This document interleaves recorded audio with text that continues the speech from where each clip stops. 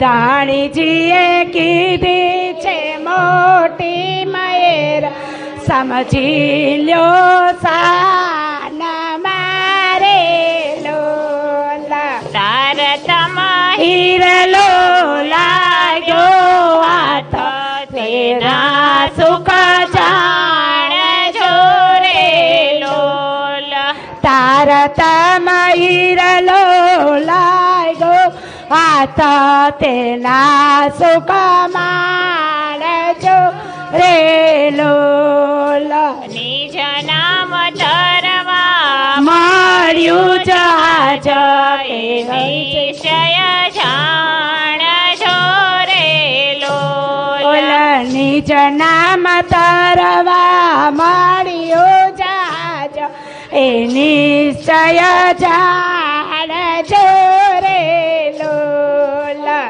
ઓળખો અક્ષરાતીતને આજ કે કારજ સર્વે થશે રે લોલ રખો અક્ષરાથી તને આજ કે કારજ સર્વે થશે રે લોલ ભજ્યો ભાવ ધરી શ્રી રાજ પલકમાં પ્રાણ જશે રે લોલ ભજલ્યો પલ કરી શ્રી રાજા પાલકમાં પ્રાણ જશે રે લોલા પ્રીત કરી પૂજો શ્રી પ્રાણનાથ કે ફેરો સફળ થશે રે લોલ પ્રીત કરી પૂજો શ્રી પ્રાણ નાથ કે ફેરો સફળ થશે રે લોલ કબીલો કોઈ નહીં આવે સાથ કે બાજી બગડી જશે રે લોલ કબીલો કોઈ નહીં આવે સાથ કે બાજી બગડી જશે રે લોલા મળ્યો છે મનુષ્ય અવતાર કમાણી નહીં કરો રે લોલ મળ્યો મનુષ્ય રે અવતાર કમાણી નહીં કરો રે લોલ તો પછી પસતાશો દિલ સાથ ફેરો બીજો નહીં મળે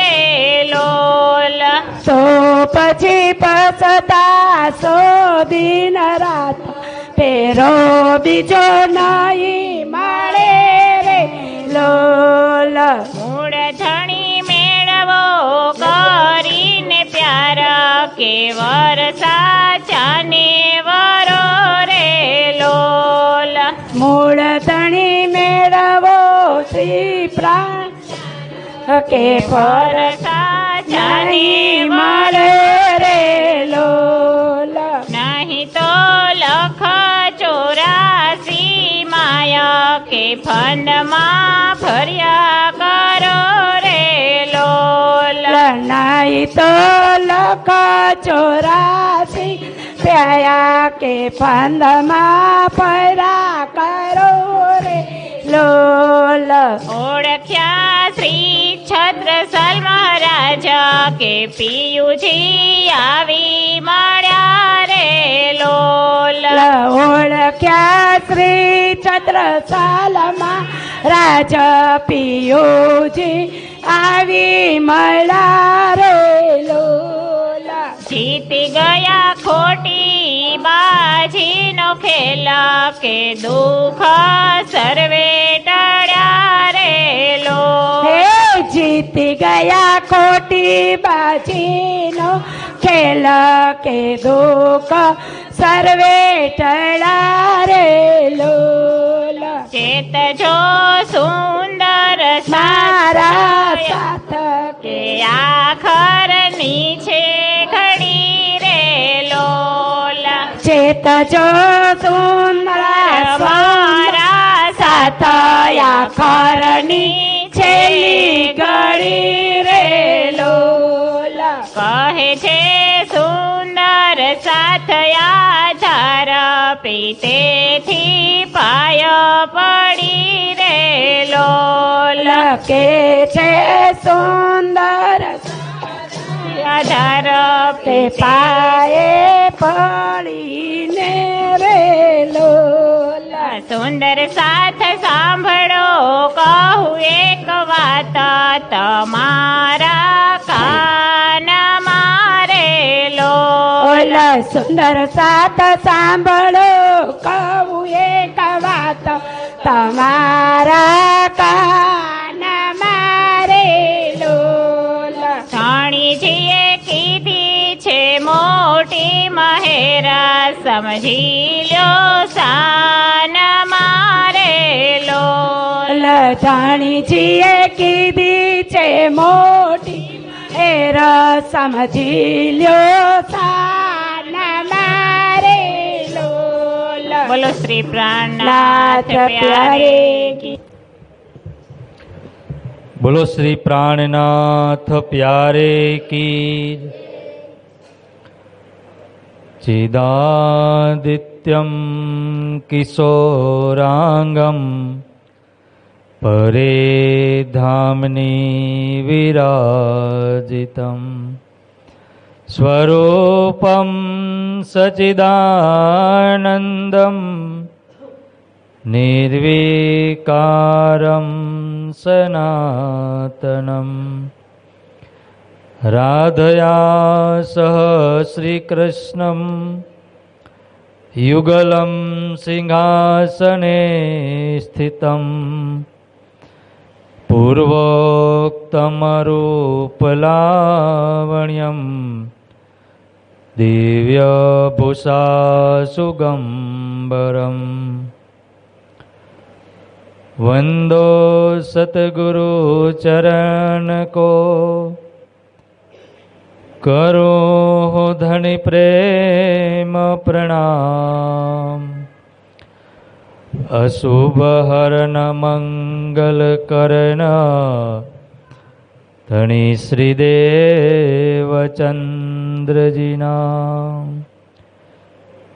શ્રી પ્રાણનાથ નિજ મોલપતિ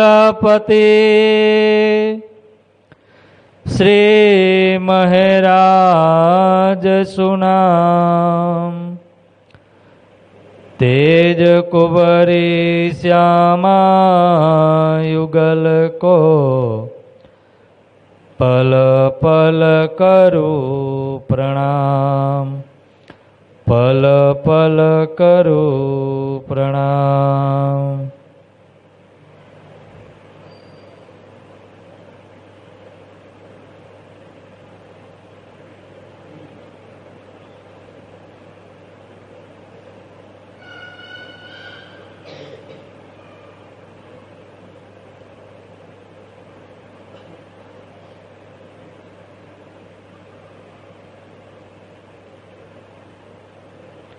પૂર્ણ બ્રહ્મ પરમાત્મા શ્રી રાજશ્યામાજીના શ્રી ચરણોમાં કોટી કોટી દંડવત પ્રણામ.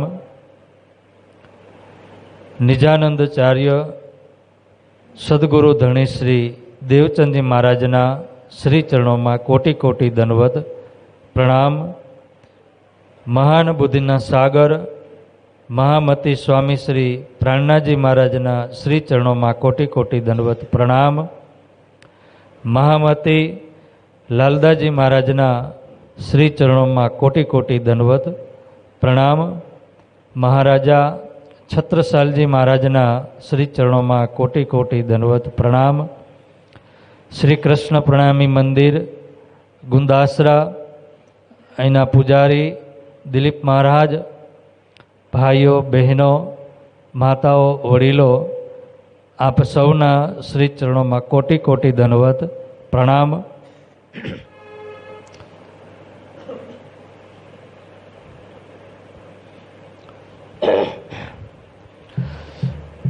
દુઃખ મોસો જાતા રહ્યા, આયા અંગ મેં ઉમંગ, रामत भई सब रास की सुख पाए जो थे संग सुख पाए जो थे संग। बोलो श्री प्राणनाथ प्यारे की। सरस સુંદર સાથજી, આપણને એવું લાગતું નથી કે હજી સુંદર સાથ ઘરે છે? ઘરે છે ને? હા. બોલો શ્રી પ્રાણનાથ પ્યારે કી, सतगुरु महाराज की, श्री जियावर धाम के धणी की, श्री कृष्ण कन्हैया लाल की, महाराजा छत्रसाल जी की, श्री लालदास जी महाराज की, तीनों पुरी धाम की, बोल बोल पंजे वाले की, समस्त सुंदर सात की। प्रणाम।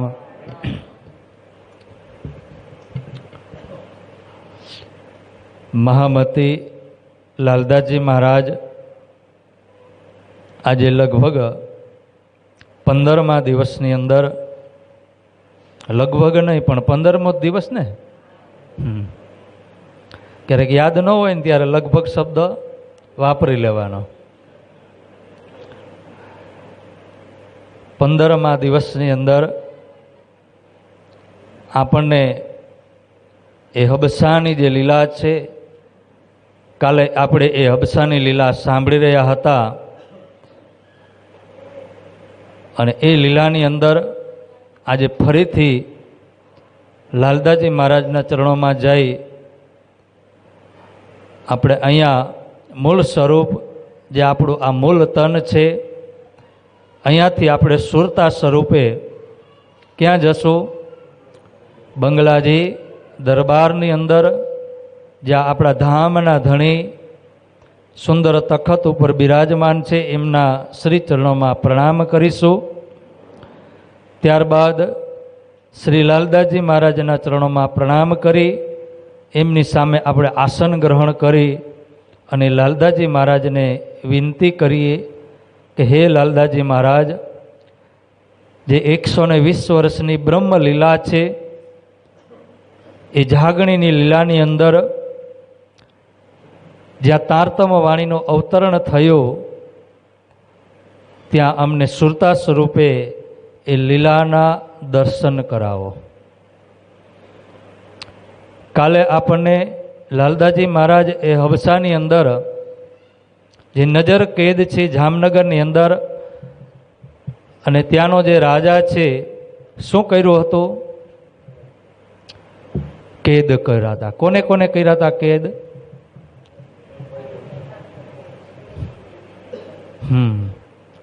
ત્રણેય ભાઈઓ.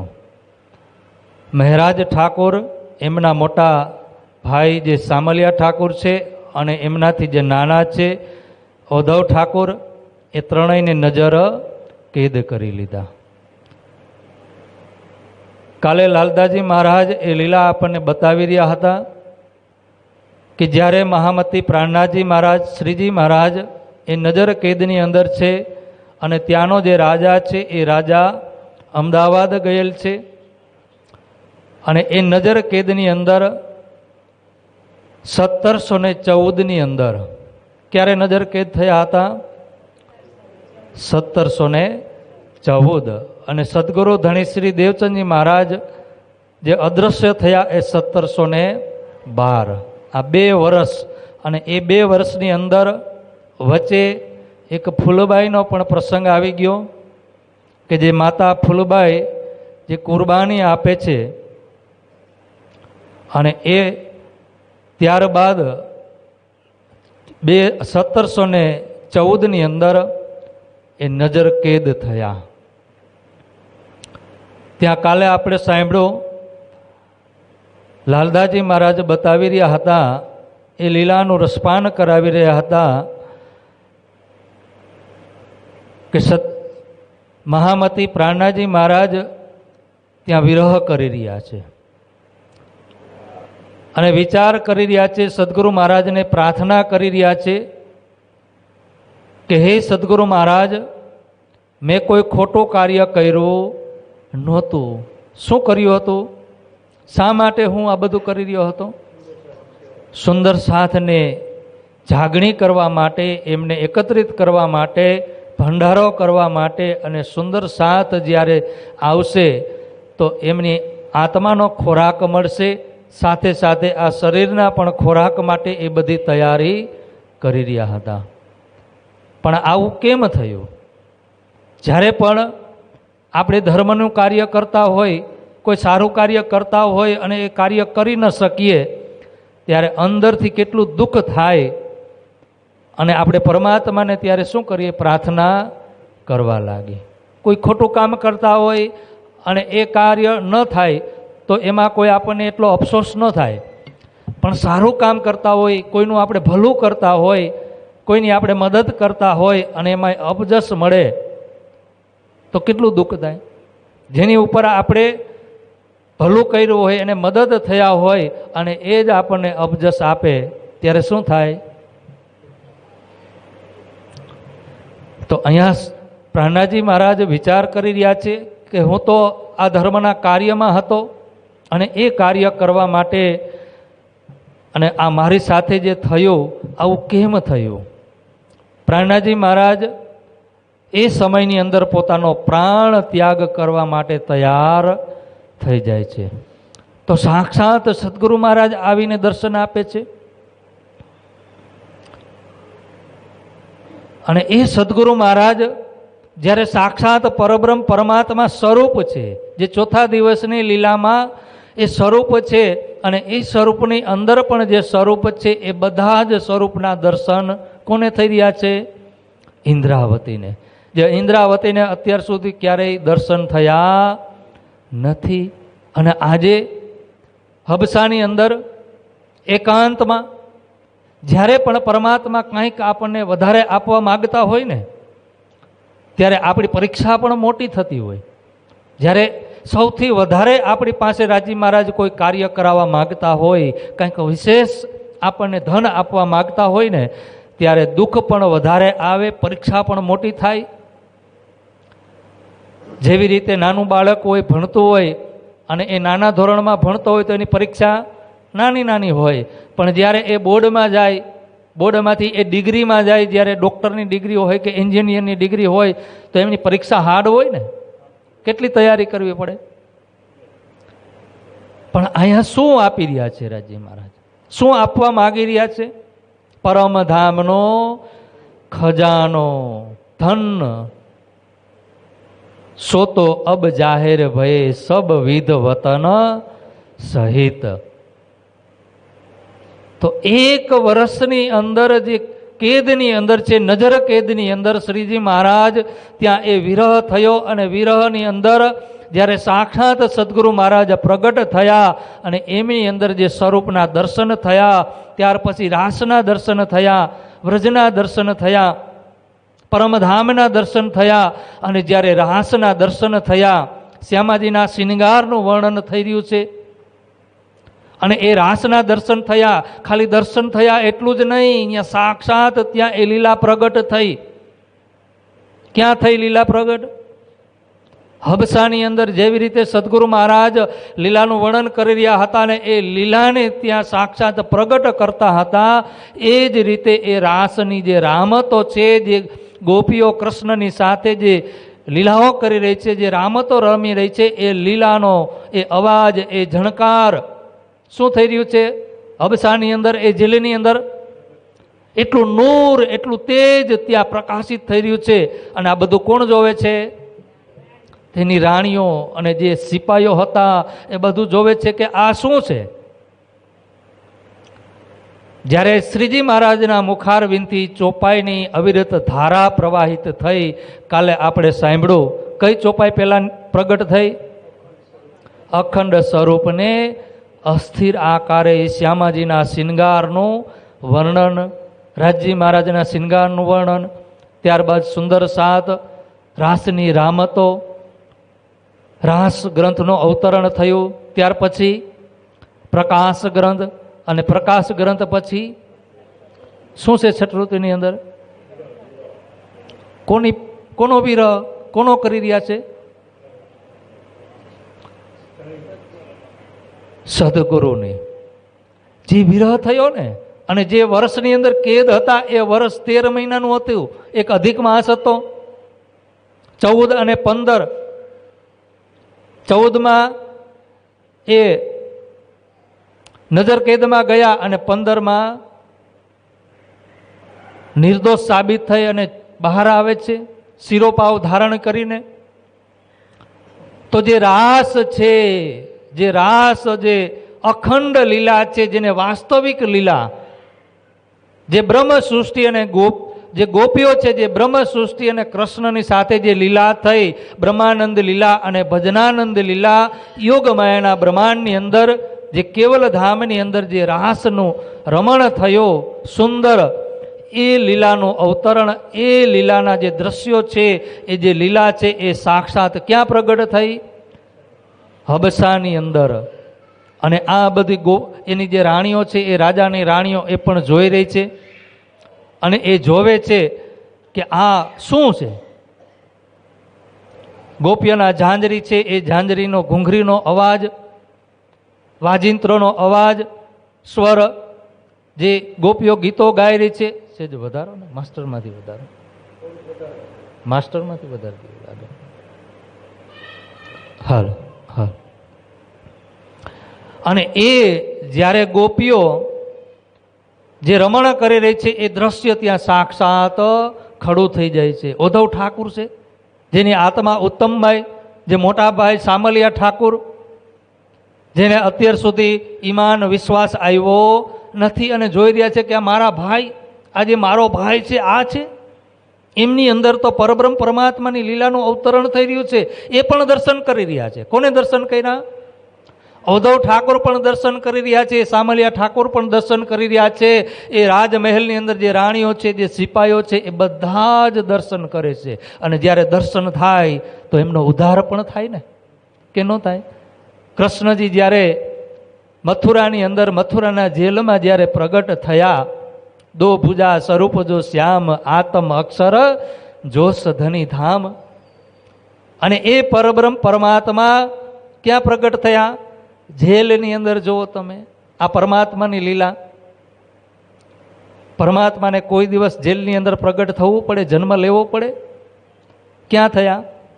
જેલની અંદર. કેમ?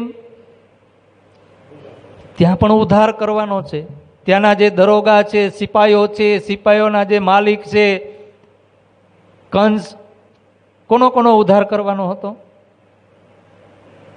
પરમાત્મા આ બ્રહ્માંડની અંદર આવવાનું એક જ કારણ હોય, પણ એક કારણની પાછળ અનંત કારણ હોય ને. વિષ્ણુ ભગવાન જ્યારે પણ આ બ્રહ્માંડની અંદર, મૃત્યુલોકની અંદર અવતાર ધારણ કરે છે, મેન એક કારણ હોય, પણ એની પાછળ અનંત કારણ હોય, અનંત જીવોનો ઉદ્ધાર કરવાનો હોય. તો અહીંયા તો સાક્ષાત પરબ્રહ્મ પરમાત્મા નિષ્કલંક બુદ્ધા અવતાર 14 લોક બ્રહ્માંડને અખંડ કરવા માટે આવ્યા છે, જેમની આખી દુનિયા રાહ જોઈ રહી છે. અને એ વાણી જ્યારે અવતરિત થઈ રહી હતી, એ લીલા જ્યાં સાક્ષાત પ્રગટ થઈ રહી હતી, એમના સાક્ષાત જે રાણીઓ છે, સિપાહીઓ છે, ઉદ્ધવ ઠાકુર છે, સામલિયા ઠાકુર છે, એમને જ્યારે સાક્ષાત દર્શન થયા તો એમનો પણ ઉદ્ધાર થવાનો જ ને. અને એ લીલા જ્યારે જોઈ, રાસની રામતો થઈ, તો રાણીઓએ શું કર્યું? અને આ જે બંને ભાઈઓ છે, જે ચોપાઈનું અવતરણ થતું હતું, ક્યાં લખતા હતા? કોલસાથી દિવાલમાં લખી રહ્યા છે ચોપાઈઓ. પછી રાણીઓએ શું કર્યું? કાગળ અને કલમ આપે છે. પછી એ દિવાલમાંથી એ કાગળમાં એ ચોપાઈઓને ઉતારવામાં આવે છે. 3 ગ્રંથનું અવતરણ થયું: રાસ, પ્રકાશ અને ષટ્રુતિ. અને એ રાસની અંદર રાસની રામતો છે, રાસની લીલા છે. પ્રકાશ ગ્રંથની અંદર સદગુરુ મહારાજ કૃષ્ણજી વ્રજની લીલાઓ છે, રાસની પણ લીલાઓ છે. પ્રકાશ, રાસનો પ્રકાશ ક્યાં થયો? રાસનો પ્રકાશ, રાસનો જો તમે રાજી મહારાજે વાણીનો અવતરણ પણ એક ક્રમબંધ કઈ રીતે કર્યું. રાસ રસો વેસ રસ, એક રસ આત્મા અને પરમાત્માનો જે એક રસ છે, એક આનંદ છે, એક ક્રીડા છે, જે લીલા છે, એ લીલા રૂપી જે રસ છે એ રસને સમજવો હોય ને તો પ્રકાશમાં જવું પડે. ક્યાં જવું પડે? પ્રકાશમાં. પ્રકાશમાં શું છે? એ સ્વરૂપની ઓળખાણ છે. ક્યાં છે? પ્રકાશની અંદર શું છે? જે તમે લીલા કરી રહ્યા ને, યોગમાયાના બ્રહ્માંડની અંદર જે લીલા થઈ, એ લીલાને ઓળખવા માટે, એ લીલાની જે પરિપક્વતા છે, જે ફલ છે, એ ફલને પ્રાપ્ત કરવું હોય ને તો ક્યાં જવું પડે? પ્રકાશમાં. અને પ્રકાશ એમાં કોની ઓળખાણ કરાવે? સદગુરુ મહારાજની. વ્રજની લીલા, પછી સદગુરુ મહારાજની લીલા, કે જે સદગુરુ મહારાજ એમની પાછળનો જે વિરહ છે, એમના ગુણ છે, એમનો અહેસાન છે, એમનું જે અવતરણ જે થયું, એમનું જે કારણ છે, એ રાસની અંદર તમે જશો ને તો એની અંદર અદ્ભુત લીલા તમને દેખાશે. અને ત્યાર પછી ષટઋતુ, જે ખટઋતુ છે, 6 ઋતુ, અને એ 6 ઋતુની અંદર પિયુજીને પ્રાપ્ત કરવા માટે શું કરવું પડે? જે વિરહ, દુઃખ છે વિરહા ઉપજે, વિરહ છે પ્રેમ. દુઃખ વગરનો વિરહ આવતું નથી. અને જ્યારે વિરહ વ્રહ તામસ જ્યારે ભેળા થયા ત્યારે અંગડા થયા રે પતન. વ્રહ અને તામસ બે વસ્તુ જોઈ. કારણ કે વિરહ અને જ્યારે તામસ આવે ને, વિરહ આવે અને વિરહની અંદર આપણને શું થાય? વૈરાગ્ય આવે. અને વૈરાગ્ય જ્યારે આવે ને ત્યારે આપણને આ સંસાર અને શરીર એ બધું છૂટી જાય, ભૂલાઈ જાય. અને જ્યારે એ બધું ભૂલાઈ જાય ત્યારે આપણને શું થાય? એ પ્રેમ, એ અવિરત ધારા આપણી અંદર પ્રાપ્ત થાય. આપણી અંદર એ ધારા પ્રવેશ કરે. અને જ્યારે પ્રેમ આવે ને તો બ્રહ્મ આવે ને પ્રેમ બ્રહ્મ દો એક હે, સો દો દુની મેં નાહી. આ દુનિયામાં છે પ્રેમ અને બ્રહ્મ. ક્યાં છે? બ્રહ્મ ક્યાં રહે છે? પ્રેમ ક્યાં છે? આ 14 લોક બ્રહ્માંડની અંદર સુખદેવ મુનિ કહી રહ્યા છે કે કોઈની પાસે પ્રેમ નથી. કોની પાસે છે? જો ખેલત વ્રજ રાસ, જે ગોપીઓ છે વ્રજની અંદર, રાસની અંદર જે રમણ કરી, એ વ્રજ અને રાસની અંદર જે ગોપીઓ છે એમની પાસે પ્રેમ છે.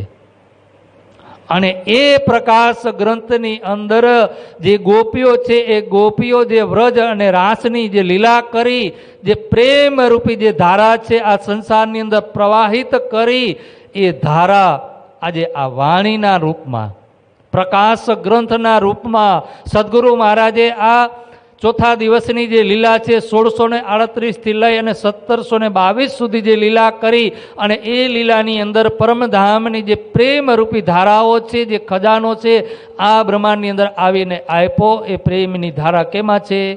એ પ્રકાશની અંદર. અને એ જ્યારે રાણીઓએ એ બધું એમને સગવડ આપી, કાગળ આપ્યો, કલમ આપ્યો, તો એ ચોપાઈ ક્યાં? કાગળની અંદર ઉતારવામાં આવી. અને સામલિયા ઠાકોરની આત્મા પણ જાગૃત થઈ. સામલિયે બડે ભાઈ કો ઈત આયા ઈમાન, ચર્ચા સુની ઇન સમય કછુક ભઈ પહેચાન. અને અહીંયા ચર્ચા સાંભળે છે. કઈ ચર્ચા? રાસ, પ્રકાશ, ષટૃતિ અને કલશની 2 ચોપાઈ. કલશની 2 ચોપાઈનું અવતરણ થયું. 1 વર્ષ સુધી ત્યાં એ લીલા થઈ. અને જ્યારે 1 વર્ષ પૂર્ણ થયું, લાલદાસજી મહારાજ તો અહીંયા બધી જ વાણીનું અવતરણ આપણને બતાવી દે છે કે જે કલશ ગ્રંથનું જે અવતરણ છે એ ક્યાં થયું? સુરતની અંદર. અને ત્યાર પછી સનંદ ગ્રંથ, અનુપ શહેર, રામનગરની અંદર ઘણી બધી વાણીનું ગ્રંથોનું અવતરણ શરૂ થયું. અને પન્નાની અંદર જઈ અને બધી વાણી ક્યાં સંપૂર્ણ થઈ? પન્નાની અંદર.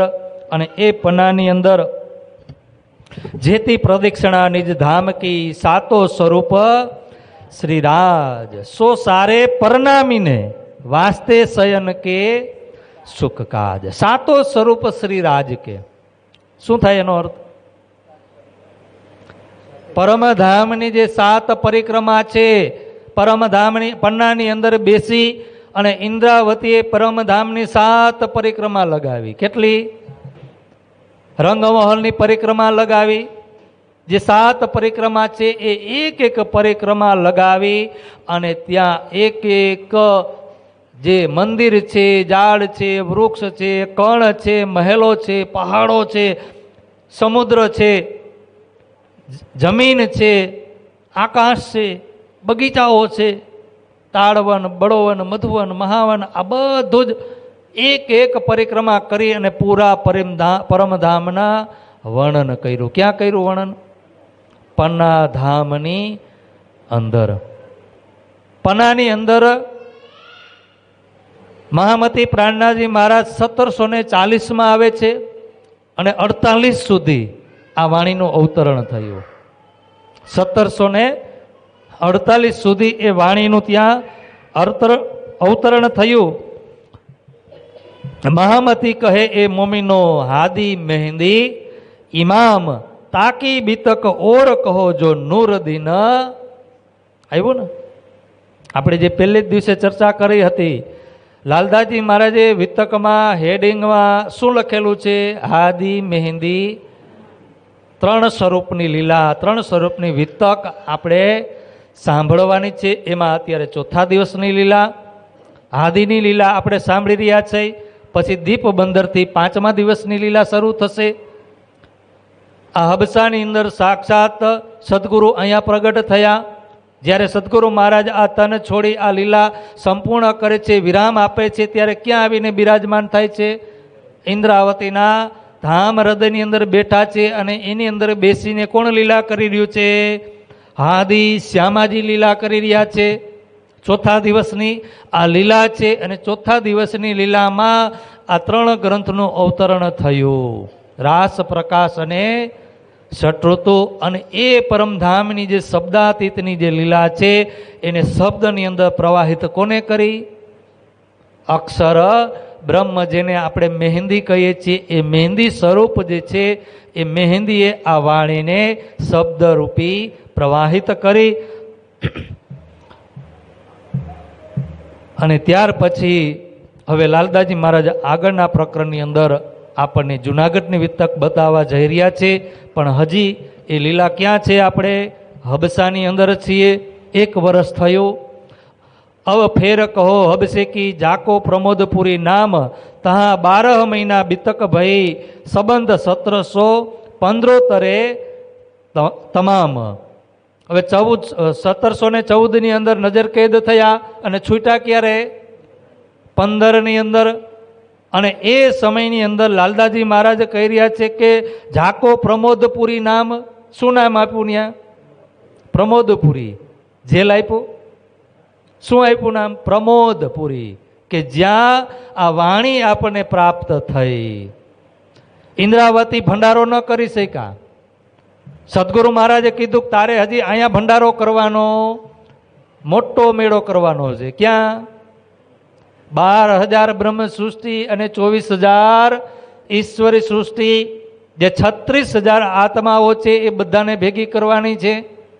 તો એના માટે શું જોઈએ? અહીંયા તો મેળો કરવા માટે ખાંડ જોઈ, ઘી જોઈ, મેંદો જોઈ, લોટ જોઈ, દૂધ જોઈ. પણ એને મેળો કરવા માટે, એની ભેગી કરવા માટે, એને જાગૃત કરવા માટે શું જોઈએ? રાસ જોઈએ, પ્રકાશ જોઈએ, છઠૃતિ જોઈએ, કલશ જોઈએ, સનંદ જોઈએ, કિરંતન જોઈએ. 14 ગ્રંથ. શું આપ્યું રાજી મહારાજે પ્રમોદપુરીમાં? વાણી આપી. શરૂઆત થઈ. 2 ગ્રંથનું અવતરણ થયું. એમાં પણ ઘણા બધા પ્રકરણ બાકી છે જે અલગ થશે. જેમાં બેહદ વાણીનું પ્રકરણ છે. ક્યાં ઉતરશે? દીપ બંદરની અંદર. નાવમાં જ્યારે એ જઈ રહ્યા છે, એ નાવમાં બેહદ વાણીનું પ્રકરણ. અને જ્યારે બેહદ વાણી પ્રાપ્ત થાય ત્યારે જ્યારે એમ લાગે કે આપણે પહાડ હાથમાં આવી ગયો. શું થઈ જાય?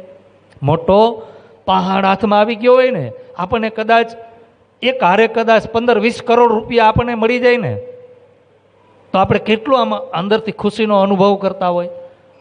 તો આ તો શું મળી ગયું છે? બેહદ વાણી. જે બધાને સમજાવવા માટે પર્યાપ્ત છે. તો અહીંયા લાલદાસજી મહારાજ આપણને હજી અબસાની અંદર એ પ્રમોદપુરીની વાત બતાવી રહ્યા છે કે 12 મહિના 1 વર્ષ, અને એ 1 વર્ષની અંદર એક અધિક માસ પણ હતો. અને જ્યારે અધિક માસ હોય તોય પણ આપણે 12 મહિના જ કહીને વર્ષના, કે 13 મહિના કહી, ઘણાય 12 જ મહિના, પણ ભલે એક અધિક માસ હોય. તો 1 વર્ષ સુધી ત્યાં એ લીલા થઈ, વાણીનું અવતરણ થયું. કુટુંબ ખાસો મસલત કરકે વજીર આયા નવાનગર, જે અમદાવાદનો રાજા છે કુતુબ ખાન, અને એની સાથે ચર્ચા વિચારણા કરી. શું કરવા ગયા હતા? કર બાકી હતો, કર ચૂકવી શકતા ન હતા, તો મુદત લેવા માટે ગયા કે અમને હજી થોડીક 1-2 વર્ષની મુદત આપો, તમારો કર અમે ચૂકતો કરી દેશું. અને એ સમાધાન કરતાં કરતાં 1 વર્ષ વયું ગયું. 1 વર્ષ વયું ગયું. અને 1 વર્ષે જ્યારે એ પાછા આવ્યા ત્યારે રાણીઓને ખબર હતી કે રાજા આવવાના છે. અગાઉ સમાચાર મળી જાય ને, સંદેશો મોકલી દે કે રાજા મહારાજા પધારી રહ્યા છે. છડી શું કહેવાય એને, છડી પુકારે. તો એવી રીતે અગાઉ સમાચાર મળી ગયા. રાણીઓ દરવાજે ઊભી રહી ગઈ. મહેલના દરવાજે રાણીઓ, એની જેટલી રાણીઓ હતી એ બધી દરવાજે ઊભી રહી, ઘરમાં આવવા દેતા. શું કીધું કે પહેલાં તમે જેને નજર કેદમાં રાખ્યા છે ને, જેને જેલમાં પૂર્યા છે ને, એને તમે છોડો. એ નિર્દોષ છે. એક તો તમે એનો માલ મતા બધો લૂંટી લીધો, અને એના ભાઈઓ સહિત તમે એમને જેલમાં પૂરી દીધા છે. તમને ખબર છે અહીંયા શું થયું? એ તો પરબ્રહ્મ પરમાત્માની કૃપા કે આપણે બચી ગયા છીએ. અને એમની મહેર કે આજે એ લીલાના દર્શન અમને બધાને થયા. એ પરમાત્માની કેટલી કૃપા, કેટલી મહેર થઈ, અને બધું જ બતાવી છે. અને પેલા એને કહે છે કે પેલા તમે એને નિર્દોષ જાહેર કરો, એને તમે છોડો, શિરોપાવ ધારણ કરાવો, અને ત્યારે તમે એને પછી જ તમે અહીંયા મહેલની અંદર, ઘરની અંદર આવી શકશો. રાણીઓ બધી એમને કહે છે. તરત જ રાજા શું કરે છે? શિરોપાવ, 5 વસ્ત્ર. એ સમયની અંદર કોઈ નિર્દોષ વ્યક્તિને જેલમાં પૂરી દીધા હોય, પછી રાજાને ખબર પડે કે આ નિર્દોષ છે, તો એ રાજા શું કરતા? મહેલમાંથી 5 વસ્ત્ર એમને પહેરાવતા, અને એ પહેરાવી અને પછી એનું ફૂલહારથી સ્વાગત કરી નગરની અંદર એ ઢોલ વગાડતા વગાડતા પોતાના ઘર સુધી એને પહોંચાડવામાં આવે. એટલે બધાને ખબર પડે કે આનો કોઈ વાક છે નહીં, એને કોઈ ગુનો કર્યો નથી, રાજાએ માફી માગી લીધી. એટલે એ સમયની અંદર એવી રીતે શિરોપાવ કરતા, એટલે કે પગ નખથી લઈ અને માથા સુધી જે 5 વસ્ત્ર શરીરની અંદર આવે એ 5 વસ્ત્ર એમને પહેરાવતા. તો મહેરાજ ઠાકોર, હવે એ મહેરાજ ઠાકોર રહ્યા નથી. હવે શું છે? શ્રીજી મહારાજ. અને એ શ્રીજી મહારાજ 3 ગ્રંથને લઈ અને ક્યાં આવે છે? બિહારીજી મહારાજ પાસે. બિહારીજી મહારાજને ચરણોમાં પ્રણામ કરે છે, એ ગ્રંથને આપે છે. બિહારીજી મહારાજ ગ્રંથને વાંચે છે. બીજા સુંદર સાથને પણ ખબર કે જ્યારે હબસામાં ગયા તો, અને એ હબસાની અંદર વાણીનું અવતરણ થયું. 1 વર્ષ સુધી જ્યાં લીલા થઈ હોય એ જ શહેરની અંદર, તો રાણીઓને ખબર પડી, એ સિપાહીઓને ખબર પડી, તો ધીરે ધીરે બધાને પણ ખબર પડે ને. અને સુંદર સાથ શ્રીજી મહારાજને મળવા પણ ગયા હતા. જાય ને મળવા. કદાચ આપણા સગાવાલામાં કોઈ જેલમાં ગયા હોય તો એ મળવા જાય ને, તો એ મળવા પણ ગયા. બધા સુંદર સાથ ઇંતજાર કરી રહ્યા છે કે મહેરાજ ઠાકુર શ્રીજી મહારાજ જ્યારે આવે અને એ વાણી અમને વાંચવા મળે. બિહારીજી મહારાજના ચરણોમાં પ્રણામ કરી સૌ પ્રથમ એ વાણી કોને આપી? બિહારીજી મહારાજને. બિહારીજી મહારાજ વાણી વાંચી રહ્યા છે, અને વાંચતા વાંચતા ષઠ ઋતુની અંદર આવ્યા. ષઠ ઋતુની અંદર બધો ઉલ્લેખ કરેલો છે, વિરહ કરેલો છે. 6 ઋતુની અંદર દેવચંદજી મહારાજની બધી વાતો કરેલી છે. અને એક એક ષઠ ઋતુની અંદર તમે જોશો ને, એક એક ચોપાઈ, એક એક ચરણ, એક એક શબ્દની અંદર, ત્યારે તમને આપણને એ સદગુરુ મહારાજની પહેચાન થશે કે એ સદગુરુ કોણ છે. સદગુરુ મેરા શ્યામજી મેં એહનીસ ચરણે રહું. બાઈ તું મેરી રતન આવે ને ચોપાઈ? હા બોલો તો, માઇકમાં બોલો. સુંદર છે નથી? હા તો જેટલી આવડે એટલી બોલો.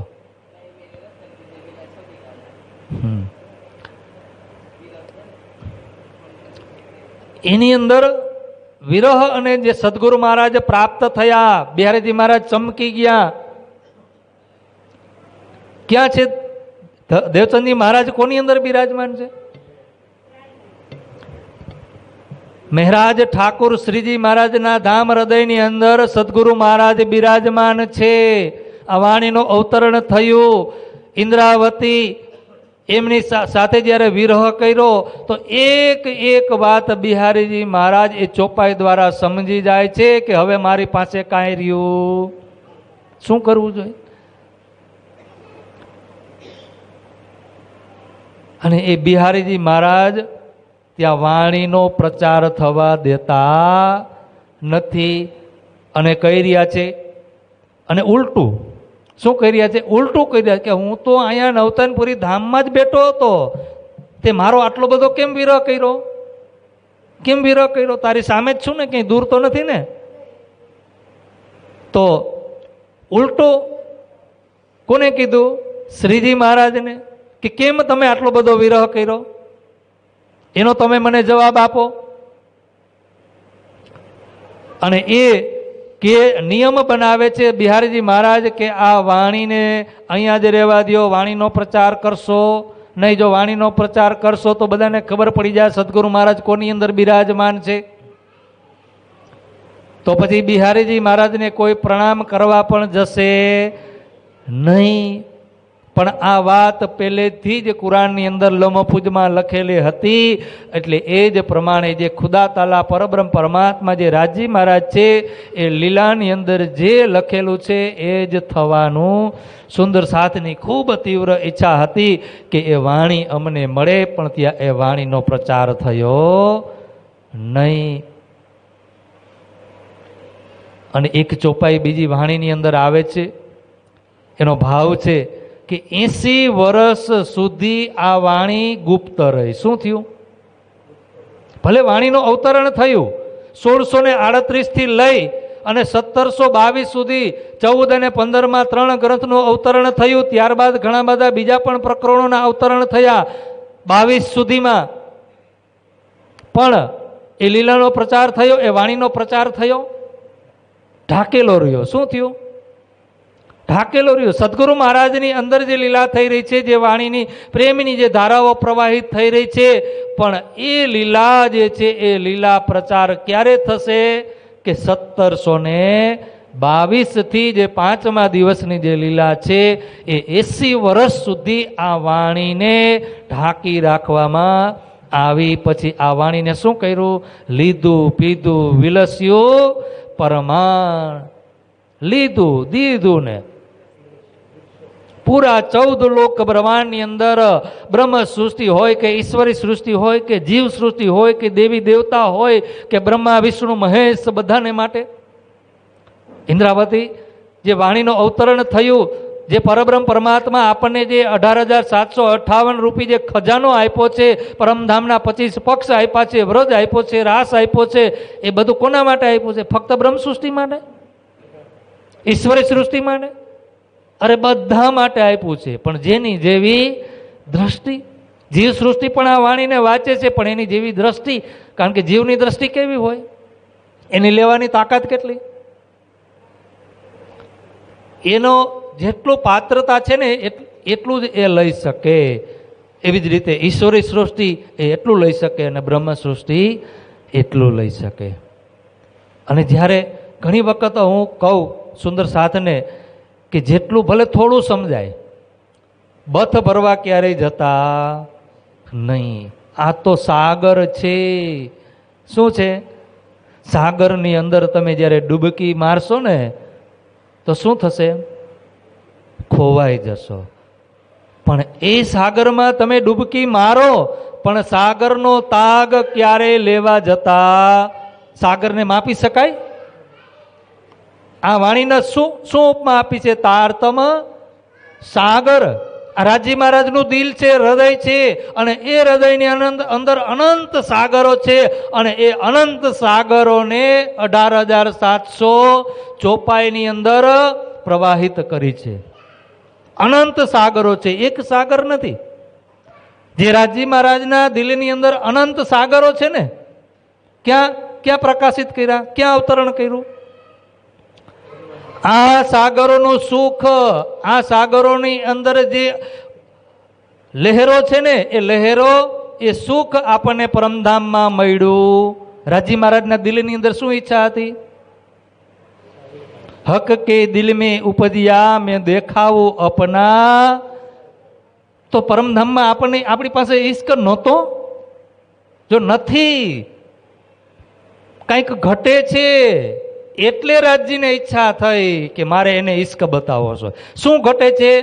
પરમધામના 25 પક્ષમાં તો આપણે વિહાર કરીએ છીએ, પણ એ 25 પક્ષની અંદર જે ઈશ્ક છે, જે પ્રેમ છે, એનો જે ખજાનો ક્યાં છે, ગોડાઉન ક્યાં છે? રાજજીનું દિલ. તો રાજજીના દિલની અંદર અનંત સાગરો છે. શું છે? અનંત સાગરો. એ અનંત સાગરો રાજી મહારાજે આ માયાની અંદર, આ જૂઠની અંદર, આ પ્રપંચની અંદર આપણને એ સુખ આપ્યું છે. અનંત સાગરો. વાણીની એક ચોપાઈ હોય ને, એક ચોપાઈ, એક ચોપાઈની અંદર કેટલા શબ્દ હોય? કોઈએ ગણ્યા? કેટલા શબ્દ હોય? 14 થી લઈ અને 17. પછી અમુક પ્રકરણો એવા છે કે એમાં વધારે હોય, પણ સરેરાશ શબ્દ 14 થી 17 શબ્દ હોય. કેટલા? 14 થી 17 શબ્દ હોય. અને એક એક શબ્દની અંદર એક અક્ષર હોય, બે અક્ષર હોય, ત્રણ અક્ષર હોય, ચાર અક્ષર હોય કે 5 અક્ષર હોય, કે એથી વધારે પણ અક્ષર હોય, 6 અક્ષર હોય. કેટલા હોય? તો એક જે શબ્દ છે ને, ચોપાઈ છે, એક શબ્દ, એક ચોપાઈની અંદર 4 ચરણ, અને એક ચોપાઈની અંદર 15 થી 17 શબ્દ. એક જે શબ્દ છે ને, એ સમુદ્ર છે. શું છે? ચોપાઈની અંદર જે 17 શબ્દ છે, તો એક ચોપાઈની અંદર કેટલા સમુદ્ર ભેગા થયા? 17. કેટલા? અને એ અનંત સમુદ્રો જ્યારે ભેગા થાય ને, ત્યારે એને સાગર કહેવાય. સમુદ્ર અને સાગરની અંદર ફરક છે. કારણ કે અનંત સાગરો જ્યારે, અનંત સમુદ્ર જ્યારે ભેગા થાય ને, ત્યારે સાગર બને. આ મૃત્યુલોકની અંદર કેટલા સાગર છે? 7 સમુદ્ર છે. કેટલા? 7 સાગર છે. મોટા દૂધના, દહીંના, જેમ પરમધામમાં છે ને, દૂધ દધી, એ અલગ અલગ જેમ પરમધામમાં આ સમુદ્ર છે, એવી રીતે અહીંયા પણ દૂધનો છે, દહીંનો છે, ઘીનો છે, ધાતુનો છે. અને એક આપણે, તમે નકશો જોયો? નકશો, મૃત્યુલોકનો નકશો જોયો? એમાં આમ ગોળ છે ને, ગોળ, બરોબર? હવે જે ગોળ છે, એમાં વચ્ચે શું છે? જંબુદ્વીપ છે. શું છે? હવે એક જંબુદ્વીપ છે, જંબુદ્વીપની ફરતે મહાસાગર છે, જેને આપણા વૈજ્ઞાનિક એને મહાસાગર કહે. શું કહે? એ મહાસાગર. તો આપણે જે અહીંયા દ્વારકામાં જાય કે સોમનાથ જાય કે આમ ભારતના ચારો બાજુ, આ વિશ્વના ચારેય બાજુમાં જેટલા પણ સમુદ્રો છે ને, એ બધા નાના નાના સમુદ્રો છે. પણ જે જંબુદ્વીપ છે, એ જંબુદ્વીપની અંદર જેટલું પણ આપણે જોઈ રહ્યા છે ને, એ બધું કેમાં આવે? જંબુદ્વીપની અંદર આવા 7 દ્વીપ છે.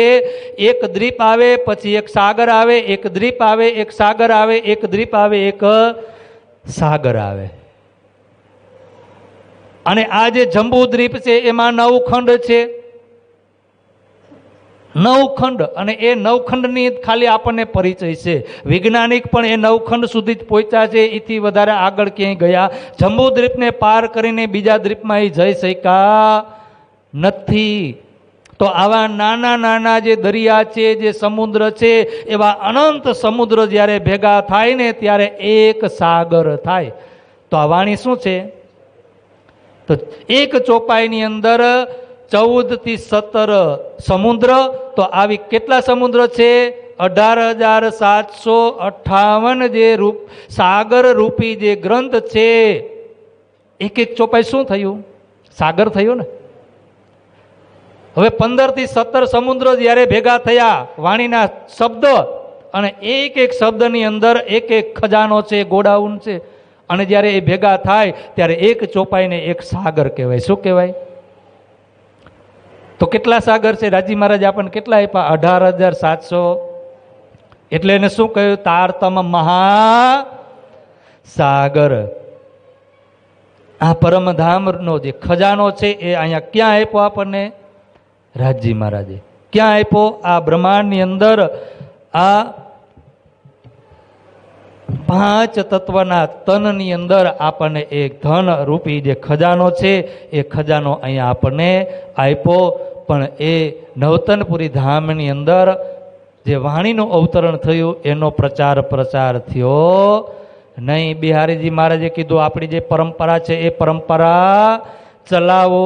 સવારે આવો, દર્શન કરો, સ્વરૂપનું વર્ણન સાંભળો, ચર્ચા થોડીક સાંભળો, પોતપોતાના ઘરે જાઓ, પાછા સાંજે આવો, પાછું સ્વરૂપનું વર્ણન સાંભળો, પાછી થોડીક ચર્ચા સાંભળો, દર્શન કરીને પ્રસાદ લઈને પાછા ક્યાં જાઓ? ઘરે જાઓ. પણ વાણીનો પ્રચાર ત્યાં થવા દીધો નહીં. અને સંબંધ 1715ની અંદર જ્યારે આ વાણીનું અવતરણ થયું એ લઈ અને શ્રીજી મહારાજ અહીંયા આવે છે.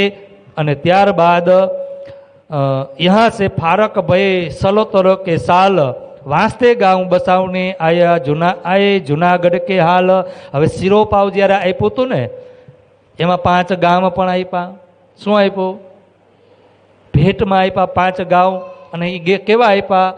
જે ઉજ્જળ હતા અને ત્યાંના રહેવાસીઓ ભાગી ગયા હતા ગામને છોડીને, દુઃખી થઈને. હવે એ ગામ વસાવવા માટે કયું ગામ છે? જુનાગઢ. ત્યાં કોણ રહે છે?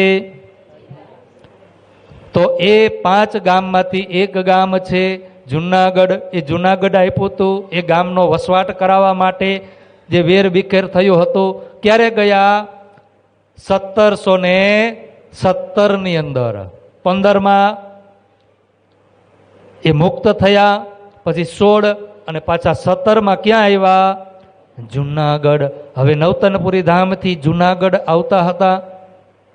સવારથી નીકળ્યા અને ચાલતા ચાલતા ધોરાજી ગામ.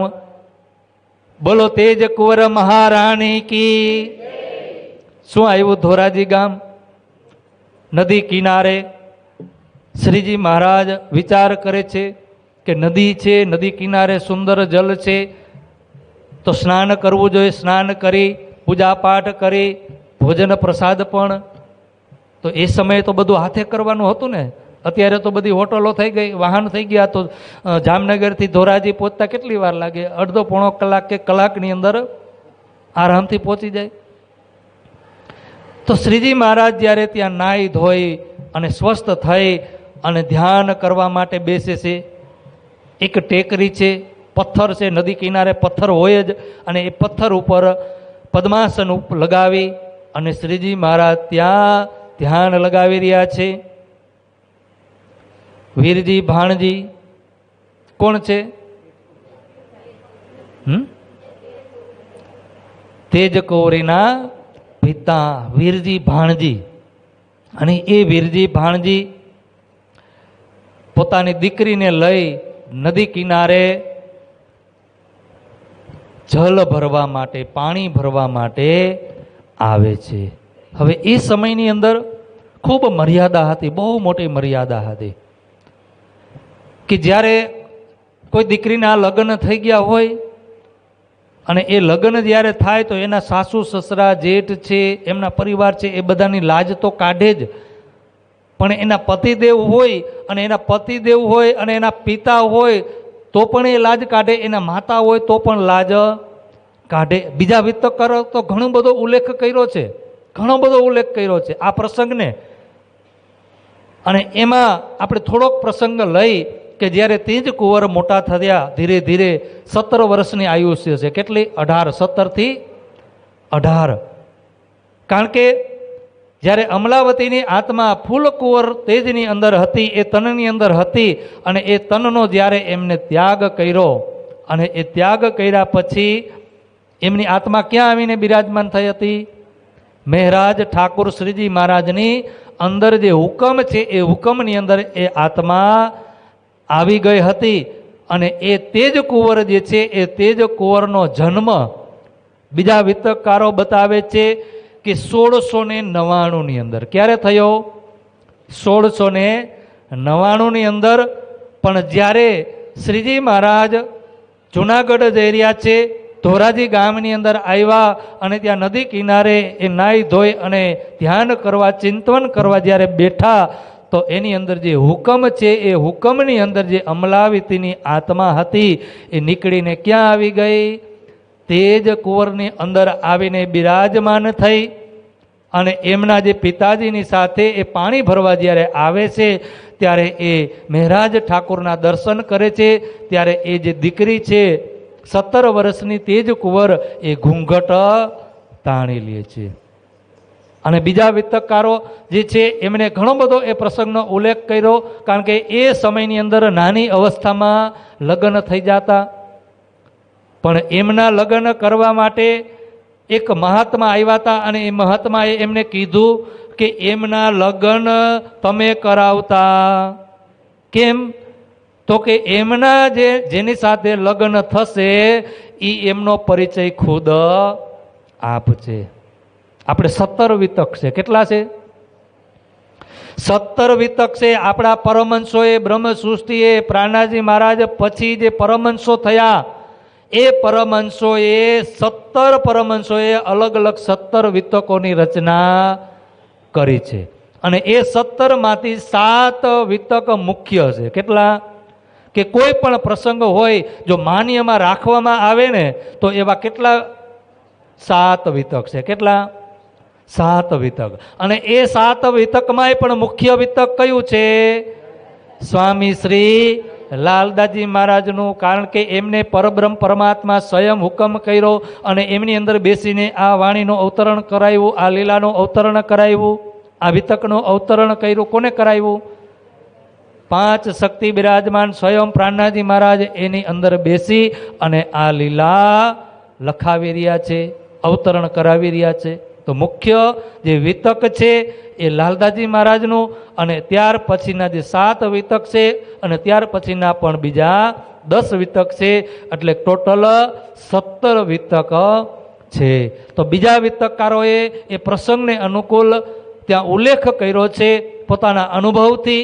એ પરમહંસ, એ બ્રહ્મ સૃષ્ટિએ ત્યાં દિવ્ય દ્રષ્ટિ પહોંચાડી અને એ લીલાને જોઈ અને કીધું કે એ રાજી મહારાજના હુકમથી એક સાધુ મહાત્મા આવ્યા અને એમને કીધું કે એમના જે વર છે, એમના જે પતિ છે, એ પોતે જ જાતે નક્કી કરશે, તમે એમનો ક્યાંય સંબંધ નક્કી કરતા. અને નાની અવસ્થામાં ત્યારે લગ્ન થઈ જતા, ઘોડીએ થઈ જતા પારણામાં. અને એ સમયમાં 17 વર્ષની આયુષ્ય થઈ. માતા પિતાને ખૂબ ચિંતા થઈ. અને એ સમય આવી ગયો જ્યારે મહેરાજ ઠાકોર ત્યાં ચિંતન કરી રહ્યા છે, ધ્યાનમાં છે. અને તે જ કુંવરે ઘૂંઘટ તાણી લે છે. પિતાજીએ પૂછ્યું, એને પણ આશ્ચર્ય થયો કે હજી મારે દીકરીના લગ્ન પણ થયા નથી, નાની બાળ છે, તો કોનો ઘૂંઘટ તાણ્યો? અને પિતાજી પૂછે ને એમની દીકરીને કે ભાઈ આ તમે શું કરી રહ્યા છો? આવું તમારે કરવું જોઈએ નહીં. ત્યારે કીધું કે મેં કંઈ એમણે ઘૂંઘટ તાણ્યો નથી. મારા પતિદેવ અહીંયા બેઠા છે, અને મારા પતિદેવ હોય ને તમે હોય તો મારે એમની લાજ કાઢવી પડે. તો કે ક્યાં છે? તો કે જો સામે પથ્થર ઉપર બેઠા છે, નદી કિનારે ધ્યાનમાં બેઠા છે, એ મારા પૂર્વજન્મના પતિ છે. પિતાશ્રી માનતા નથી. તો શું કીધું કે કાંઈ વાંધો નહીં, હું તમને એમનું નામ આપું, ગામ આપું, એના માતા પિતાનું, એ પરિવારના, એ બધાયના નામ આપું. અને ત્યાં તમે એમને જઈને કહેજો કે એના પિતાશ્રીનું નામ કેશવ ઠાકોર, માતા ધનબાઈ, એ 5 ભાઈ છે, એમની પત્નીનું નામ ફૂલબાઈ હતું. તો પિતાશ્રી ત્યાં આવે છે. ક્યાં? શ્રીજી મહારાજની પાસે આવે છે, પ્રણામ કરે છે, જય શ્રી કૃષ્ણ કહે છે. અને એમને બધી વાત કરે છે કે ભાઈ તમે કયા ગામથી આવ્યા છો? નવાનગર. તમારા પિતાનું નામ? તો કે કેશવ ઠાકોર. માતાનું નામ? ધનબાઈ. અમે 5 ભાઈ. જેટલું તેજ કુંવરે કીધું હતું. ત્યારે એમના પિતાશ્રીએ કીધું કે આ મારી દીકરી છે, જે દૂર, હજી તો એ દૂર જ છે, નજીક આવતા નથી. નજીક કોણ આવ્યું છે? વીરજી ભાણજી, જે એમના પિતા છે, એ શ્રીજી મહારાજ પાસે ગયા છે. ત્યારે શ્રીજી મહારાજ કે હું આ વાતને માનું, એ વાતનો સ્વીકાર હું ન કરું. પિતાશ્રીને વિશ્વાસ આવી ગયો, કારણ કે પેલા જ સંત મહાત્મા આવીને કહી ગયા હતા કે પોતે જ નક્કી કરશે.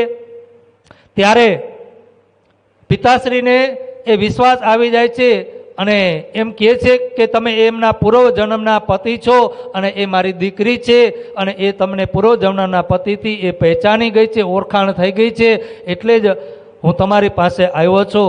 ત્યારે મહેરાજ ઠાકુર, જે શ્રીજી મહારાજ છે આપણા, એ શ્રીજી મહારાજ કહે છે કે હું એ વાતને સ્વીકાર કરું નહીં. પાછા આવે છે તેજ કુંવર પાસે. ત્યારે તેજ કુંવર કહે છે કે હજી એક વાત જઈને એમને કહો. કઈ વાત? કે જ્યારે તમે સદગુરુ મહારાજની ચર્ચા સાંભળીને આવતા હતા બંને ભાઈઓ, ગોવર્ધનભાઈ, મહેરાજ ઠાકુર, ત્યારે તમે એ ધર્મ માટે તમે તમારી ગુરુની નિંદા સાંભળી ન શક્યા અને એ તમારા જે મોટા ભાઈ સામલિયા ઠાકુર છે એમને તમે તલવાર લઈને મારવા દોડ્યા હતા. જઈને કયો એને, જઈને કીધું. ત્યારે શ્રીજી મહારાજ પણ વિચાર કરે છે કે તે અમલાવતીની જે આત્મા છે ફરીથી આવી ગઈ છે, પણ હવે એ લગ્ન અહીંયા થઈ રહ્યા છે, ગાંધર્વ લગ્ન. કેવા લગ્ન થયા? ગાંધર્વ લગ્ન. જેમ આપણે 7 ફેરા ફરે અને અત્યારે તો બ્રાહ્મણને સમય નથી ને આપણે સમય નથી, તો ફટાફટ 5 4 કેટલા 7માંથી 4 આવી ગયા અને 4માં અડધા તો ઓલા વિડીયોગ્રાફર, સમય જ નથી. અને જ્યારે જમણવાર પતે તો 5 જણા આ બાજુ ને 5 જણા બાકી, મેદાન ખાલી. તો ત્યાં શું થાય છે? ગાંધર્વ લગ્ન થયા. તેજ કુંવર અને બાજુરાજ મહારાણી.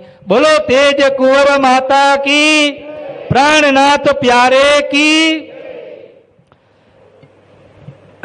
તો અહીંયા ફરીથી તેજ કુંવર જે ફૂલબાઈ છે, જેમને આપણે 2 નામથી ઓળખીએ છીએ, એમની અંદર જે આત્મા હતી એ પરમધામની અમલાવતીની આત્મા છે.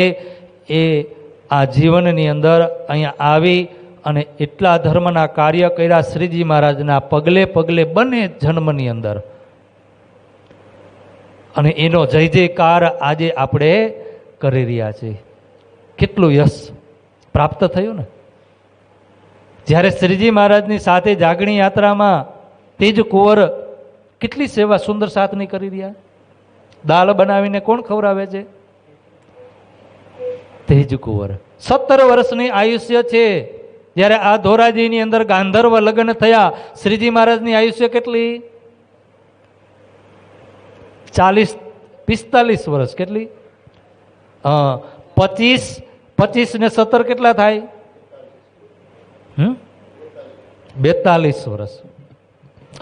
તો અહીંયા હવે શ્રીજી મહારાજ ધોરાજીથી આગળ જુનાગઢ તરફ જઈ રહ્યા છે અને એ જુનાગઢની અંદર ગામ વસાવવા માટે તો ત્યાં એક સદગુરુ મહારાજના શિષ્ય, જેમનું નામ છે કાનજીભાઈ, પરમધામની બ્રહ્મસૃષ્ટિ.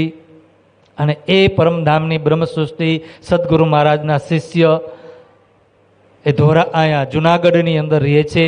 અને એ જુનાગઢની અંદર શ્રીજી મહારાજ આવે છે તો એમને પણ ખબર પડે છે કે શ્રીજી મહારાજ આવ્યા, તો એમના ચરણોમાં એ દોડતા દોડતા આવે છે, પ્રણામ કરે છે. અને ત્યારબાદ જે કાનજીભાઈ છે, એ કાનજીભાઈ નોકરી કરતા હતા. એક બહુ મોટા વિદ્વાન, પ્રખર પંડિત, વેદાંતાચાર્ય, જે વેદોના પણ એટલા જાણકાર, ભાગવતને પણ એટલા જાણકાર, અને એની સામે કોઈ ટકી શકે નહીં. અને એટલા મોટા એ જ્ઞાની હતા. અને એ જ્ઞાની હતા અને જ્ઞાનની સાથે એને ઘણાની સાથે શાસ્ત્રાર્થ કર્યો.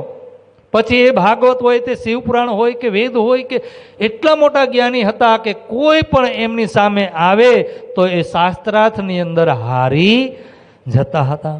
ઉંમર પણ થઈ ગઈ અને એની અંદરથી એક ઈચ્છા રહી ગઈ કે મને પરમાત્માએ આટલું જ્ઞાન આપ્યું છે અને મારા જ્ઞાનને કોઈ ટક્કર આપે ને એવો કોઈ હજી સુધી મને મળ્યો નથી. દિલ્હીની અંદર એક ઈચ્છા રહી ગઈ, દાગ રહી ગયો, બીમાર પડ્યા છે અને એ સમયે એમને એ ઈચ્છા અધૂરી રહી. ઈચ્છા થાય છે, મનની અંદર વિચાર કરે છે કે હવે તો હું આ જવાની તૈયાર થઈ ગઈ, બીમારી લાગી ગઈ, બીમાર પડી ગયો છું, શરીર છૂટી રહ્યું છે, પણ પરમાત્માએ મને જે જ્ઞાન આપ્યું, મારી સાથે ઘણા બધા શાસ્ત્રાર્થ કરીને ગયા, પણ મને કોઈ શાસ્ત્રાર્થમાં હરાવી શક્યું નહીં. જે વાતની મેં હા કીધી એની કોઈ ના કહી શક્યું નથી અને જે વાતની મેં ના કીધી ને એની કોઈ હા કહી શક્યું નથી. અને એ અંત સમય નજીક આવ્યો, મરણ પથારીએ અને એ ખાટલાની અંદર સૂતા છે અને જ્યારે જેમ જીવ જવાની તૈયારી હોય એવી અવસ્થા થઈ ગઈ તો એ સમયની અંદર એમના જે પરિવાર લોકો હતા, એમના દીકરાઓ હતા, એમની પત્ની હતી, એમની વહુ હતી દીકરાની, એ લોકો વિચાર કરે છે. આપણે પણ હજી ઘણી વખત આપણે કોઈનું મૃત્યુ થાય જે ખાટલામાં હોય તો ક્યાં લઈ લઈએ? જમીન ઉપર લઈ લઈએ ને. કેમ? જમીન ઉપર લઈ લઈએ. હા, ડોસી શાસ્ત્ર ને, ડોસી શાસ્ત્ર. ખબર નહીં કે એ કેમ કરી રહ્યા. એ ઘણા વર્ષોથી એ પરંપરા જોવો. અત્યારે આજથી લગભગ 400 વર્ષ પહેલાંની આ વાત છે. તો ત્યારે શું કર્યું ઘરના લોકોએ કે હવે તો અમારા જે પંડિતજી છે એ તો હવે સ્વર્ગ સિધારવાની તૈયારી છે, તો હવે જે ખાટલામાં સૂતા છે એને ભોમ ઉપર, જમીન ઉપર સુવડાવવા. ગાયના છાણનું ત્યાં લીપન કર્યું, ભોમ ઉપર સુવરાવ્યા. અને એ સમયની અંદર એવી પ્રથા હતી, અત્યારે પણ છે, કે જ્યારે પણ કોઈ જીવ આ શરીર છોડે ત્યારે એ સમયની અંદર એમને દાન પુણ્ય કરવામાં આવે તો એમની સાથે આવે, ગાયનું દાન કરે. કારણ કે અહીંથી જીવ જાય તો વચ્ચે એક વૈતરણી નદી આવે, તો વૈતરણી નદીને પાર કરવા માટે ગાયનું પૂંછડું પકડવું પડે, તો ગાયનું દાન કરવું પડે. સોનાનું દાન કરવું પડે, ચાંદીનું દાન કરવું પડે. સ્વર્ગમાં જાય તો ત્યાં ખાઈશું તો કે અન્નનું દાન કરવું પડે. સ્વર્ગમાં જાય ને ત્યાં એમનેમ કાંઈ મળતું નથી. તમે અહીંથી જે કમાઈને ગયા હોય ને એ જ ત્યાં મળે. જો તમે કર્ણને આખી જિંદગી સોનાનું દાન કર્યું તો એ સ્વર્ગમાં ગયા, એને જમવામાં શું આપવામાં આવતું હતું? બોલો કૃષ્ણ કનૈયા લાલ કી. જવાય સ્વર્ગમાં? પરમધામમાં જાય તો ના ધ્યાન ન જોગારંભ કષ્ટ, સો દેખાય વ્રજ રાસ મેં એહી વતન ચાલ બ્રહ્મ સૃષ્ટ. ધ્યાન પણ કરવાની જરૂર નથી, તપ કરવાની જરૂર નથી, દાન પુણ્ય પણ કરવાની જરૂર નથી. શું કરવાની જરૂર છે? લ્યાવો પ્યાર કરો દીદાર. ત્યાં મેવા, મીઠાઈ બધું તૈયાર. તો સ્વર્ગની અંદર તમે જે સાથે લઈને જાઓ ને, અન્નનું દાન કર્યું હોય તો ત્યાં અન્ન ખાવા મળે, વસ્ત્રોનું દાન કર્યું હોય તો ઊંચા ઊંચા વસ્ત્રો ત્યાં પ્રાપ્ત થાય, સોનાનું દાન કર્યું હોય તો ત્યાં સોનાના ઢોલિયા, ખુરશી બધું જ સોનાનું, ખાવામાં પણ સોનાનું, સૂવા માટે બિસ્તર પણ સોનાના, પહેરવા માટે ચાકડી પણ સોનાની, વસ્ત્ર પણ સોનાના, બધું સોનાનું સોનાનું, ચાંદી ચાંદી. તો સ્વર્ગમાં જવું હોય તો પહેલા ભેગું લઈને જવું પડે. તે તમ ભુક્ત્વા સ્વર્ગલોકમ વિશાલમ છીણે પુણ્યે મૃત્યુ લોકમ વિસંતી સ્વાહા. બોલો કૃષ્ણ કનૈયા લાલ કી. તે તમ ભુક્તવા, ભુક્તવા એટલે ભોગવવા માટેનું સ્થાન કયું? સ્વર્ગ લોકમ વિશાલમ, બહુ મોટું વિશાળ સ્વર્ગ છે. ત્યાં ભોગવવા માટે, ફરવા માટેનું બહુ મોટું એ સ્થળ છે. પણ ત્યાં ફરવા માટે જાય તો સુવિધા ભેગી લેવી પડે. 8 દિવસ આપણે ફરવા જાય તો 8 જોડી કપડાં પણ જોઈએ, ટુવાલ જોઈએ, સાબુ જોઈએ, બ્રશ જોઈએ, ખાવા પીવાનું, નાસ્તા ઠેલા ભરીને જવું પડે ને. તો એ સ્વર્ગરૂપી જે ફરવાનું સ્થળ છે એ સ્થળની અંદર બધું લઈને કે તેતમ ભુક્તવા સ્વર્ગલોકમ વિશાલમ, બહુ મોટું વિશાળ છે. છીણે પુણ્યે મૃત્યુલોકમ, જ્યારે તમે તમારું ભેગું લઈ ગયેલી વસ્તુ પૂરી થાય, છીણે પુણ્યે મૃત્યુલોકમ વિસંતી, પછી ત્યાંથી શું કરે, લાત મારીને મૃત્યુલોકમાં, અરે ખાલી મૃત્યુલોકમાં જ નહીં, સીધા પાતાળમાં જાય. તો અહીંયાથી એ સમયની અંદર, અને અત્યારે પણ એ જ પ્રથા કે જ્યારે જીવ જવાનો હોય ત્યારે આવું બધું કરવું, અને એ કરીએ તો સ્વર્ગ મળે. અને એ જીવ જ્યારે જાય, શરીર છૂટે, ત્યારે એમની પાછળ છબી બનાવી નીચે લખી સ્વર્ગવાસી લખીએ ને, સ્વર્ગવાસી સ્થાન આપી દીધું, સ્વર્ગવાસી અથવા વૈકુંઠવાસી. અને એ બધું અલગ અલગ આપણે દાન પુણ્ય કરતા હોય તો એ સમયની અંદર દાન પુણ્ય કરવામાં આવ્યું, દાન પુણ્ય કરાવવા લાગ્યા. અને એ દાન પુણ્ય કરતા કરતા જે હરજી વ્યાસ છે, એ હરજી વ્યાસને એનાથી રહેવાનું નહીં કે હું આટલો મોટો પંડિત, આવડો મોટો પંડિત, અત્યાર સુધીમાં કોઈએ મારી સાથે શાસ્ત્રાર્થ કર્યો નથી, શાસ્ત્રાર્થની અંદર કોઈ અત્યાર સુધીમાં હાર્યું નથી, આટલું બધું જ્ઞાન, અને આ લોકો મારી પાછળ શું કરી રહ્યા છે, શું કરી રહ્યા છે? આમ જે આમ બોલવાની હોશ નહોતી ને, તો તાકાત આવી ગઈ. અને કહેવા લાગ્યા, કાનજીભાઈ પણ ઊભા છો, જ્યારે મરણ પથારીમાં હતા, આખું પરિવાર ભેગું થઈ ગયું હતું. જે બાર ગામમાં હતા એની બેનું દીકરીઓ બધાને બોલાવી લીધા કે ભટજી હવે સ્વર્ગમાં જવાના છે, તો બધા આવી જાઓ. બધા આવી ગયા, આખો પરિવાર કેવડો મોટો ભેગો થયો. અને ભટજીથી રહેવાનું, હરજી વ્યાસથી રહેવાનું નહીં. કહેવા લાગ્યા, મૂર્ખો, હું સ્વર્ગમાં જવાનો નથી, એ ભોમનો નથી. તમે આ દાન પુણ્ય કરીને મને સ્વર્ગમાં ધકેલો છો. મારે સ્વર્ગમાં જવું, શું કીધું? હું એ ભોમનો નથી. કઈ ભોમનો છું? કાનજીભાઈ સાંભળે. કાનજીભાઈ તો જાગ્રત ને, કોના શિષ્ય છે? સદગુરુ મહારાજના. 313 આત્મામાંથી એ કાનજીભાઈ સાંભળે છે કે અરે આ ભટ્ટજી જે બોલી રહ્યા છે, હરજી વ્યાસ, કે હું આ ભોમનો નથી. તો આ તો આપણી શયન હોય, આપણું પરમધામની આત્મા હોય. બ્રહ્મ સૃષ્ટિ સિવાય કોઈ બોલી શકે? કોઈ બોલી ન શકે. અને કહી રહ્યા કે મારે સ્વર્ગમાં જવું નથી, આ સ્વર્ગમાં મને તમે શા માટે જબરજસ્તીથી ધકેલો છો? દાન પુણ્ય કરવાથી સ્વર્ગમાં જવાય, એકાદશીનું વ્રત કરવાથી સ્વર્ગ જવાય, પણ હું એ સ્વર્ગનો નથી. કાનજીભાઈ સાંભળે છે અને ચોંકી ગયા. આવીને શ્રીજી મહારાજને પ્રણામ કર્યા. શ્રીજી મહારાજને કીધું કે હું જેને ત્યાં નોકરી કરું છું ને, એ બહુ મોટા વિદ્વાન છે, અને કેટલાઓની સાથે મોટા મોટા પંડિતો આવી ગયા, શાસ્ત્રાર્થ થયા, એ કોઈની સામે હજી સુધી હાર્યા નથી. અને એ મરણ પથારીએ છે. અને જ્યારે એને ભોમ ઉપર સોડાવવામાં આવ્યા, દાન પુણ્ય કર્યું ને, ત્યારે આવા શબ્દ બોલ્યા. આપણી પરમધામની આત્મા જ હશે ને. શ્રીજી મહારાજે કીધું તમે એની સેવા કરો, સાજા કરો. આશીર્વાદ આપી દીધા ને. શું કીધું? તમે એને સાજા કરો. જો એ જીવતા રહેશે ને તો એનો અહમ આપણે દૂર કરશું, એની આત્માને જાગૃત કરશું. કાનજીભાઈને રાજી મહારાજનો હુકમ મળી ગયો, પ્રાણનાથજી મહારાજનો. અને જ્યારે પરમાત્મા, આ તો કોણ છે? શ્રીજી મહારાજ કોણ છે? સ્વયં પરબ્રહ્મ પરમાત્મા. એમના મુખથી જે શબ્દ બોલાય ને કે એમને જીવતા રાખો, તો એ જીવતા જ રહીએ, પછી એ જાય નહીં. પણ નિમિત્ત કોને બનાવ્યા? કાનજીભાઈને.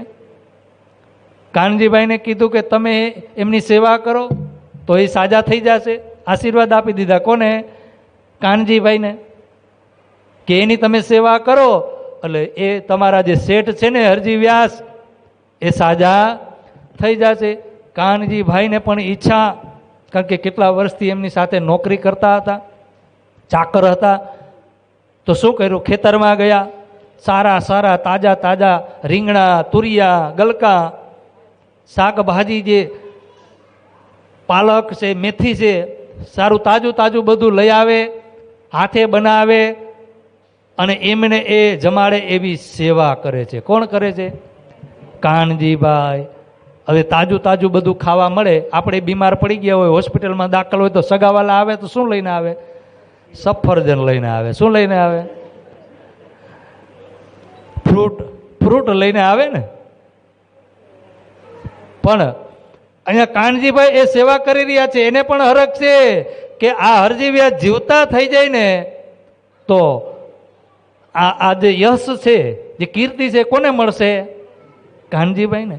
કદાચ આપણે એવો વિચાર કરી કે આપણાથી એકાદો સુંદર સાથ જાગી જાય, થાય એવું ઈચ્છા થાય? ક્યારે થાય એવી ઈચ્છા? આપણા સગામાંથી કે મિત્રમાંથી કે આડોશ પાડોશમાં ક્યાંય ઈચ્છા થાય કે આને આપણે જાગૃત કરી, એને થોડાક સારા વિચાર છે તો લાવને એની પાસે જઈને બે વાત કરું. ધીરે ધીરે બે વાત કરવાથી એની અંકુર હશે. પાણી રેડશો ને, જ્યારે અંકુર હોય, બીજની અંદર અંકુર હોય, પણ એને પાણી રેડો તો ફૂટે, તો એમાંથી એ બહાર નીકળે. એમણમ નીકળે. કાનજીભાઈને ઈચ્છા થઈ કે આ જસ કોણ લેશે? હું લઉં. જીવતા રહીએ તો બેને મિલન કરાવી દઉં. ખૂબ સેવા કરે છે. હરજી વ્યાસ ખુશ થઈ ગયા અને કીધું કે કાનજી શાબાશ, મારા પરિવારના, મારા દીકરા, મારી વહુ, આ કોઈ મારી આટલી સેવા નથી કરતા, તું તો મારો ન કર, અને કેટલી મારી જાતે હવે મારી સેવા કરી રહ્યો છું. તારે શું જોઈએ છે બોલ? હું તારી ઉપર એટલો ખુશ છું ને કે કદાચ મને કોઈ 1000 રૂપિયા આપે ને તો આટલી ખુશી થાય. હવે એ સમયમાં 1000 રૂપિયા એટલે અત્યારના અબજો રૂપિયા. કેટલા? અબજો રૂપિયા થાય અત્યારના.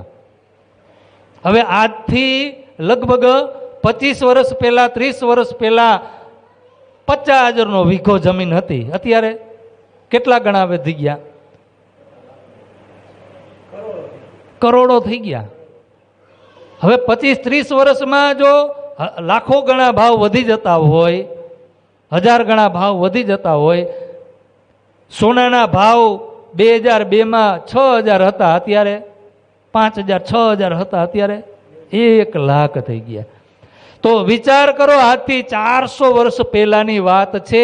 ત્યારના 1000 રૂપિયા એટલે અત્યારના કદાચ આપણને કોઈ અબજો રૂપિયા આપે ને, ત્યારે કાનજી હરજી વ્યાસ કહે છે કે 1000 રૂપિયા કદાચ કોઈ મને આપે ને તો એ જે મને ખુશી થાય ને એટલી ખુશી એમાં ન થાય. પણ કેમાં થઈ?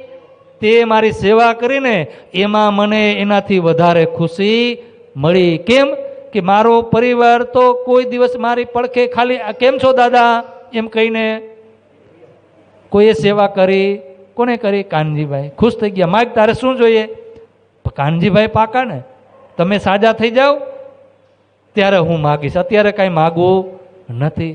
તમે સાજા થઈ જાઓ પછી હું માગીશ, અને મને જે ઈચ્છા છે ને, મારે જે જોઈએ છે ને એ હું તમારી પાસે માગીશ ને તો એ મને ચોક્કસ તમે મને આપશો.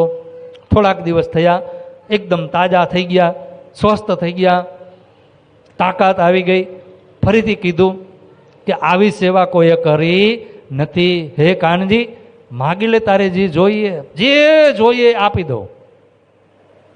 ત્યારે કાનજીભાઈએ કીધું કે આપણા શહેરની અંદર, જુનાગઢની અંદર એક મહાત્મા આવ્યા છે. કોણ આવ્યું છે? એક મહાત્મા. અને એ મહાત્માની સાથે તમે ચર્ચા કરો. શું કીધું? મારે બસ આ જ જોઈએ, મારે તમારી કાંઈ પૈસા, મિલકત, કાંઈ મારે પગાર બગાર કાંઈ જોતો નથી. શું જોઈએ છે? કે એ મહાત્માની સાથે તમે બેસીને ચર્ચા કરો. ત્યારે હરજી વ્યાસ તો એનાથી પણ વધારે ખુશ થઈ ગયા કે તે તો આ માયાનું કાંઈ માગ્યું નહીં ને, માગ્યું તો એ શું માગ્યું? મારા દિલની ઈચ્છા માગી. જે મારા દિલની અંદર હામ છે ને કે હું કોકને ચર્ચા સંભળાવું, કોઈને ચર્ચા સંભળાવું, એની સાથે શાસ્ત્રાર્થ કરું, જે હામ છે, જે ઈચ્છા છે, તો તે મને આજે 1000 ગણી ખુશી આપી દીધી. શું આપી દીધી?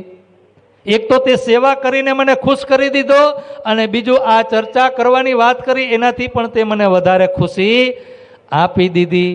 શાબાશ કાનજી. શું કીધું?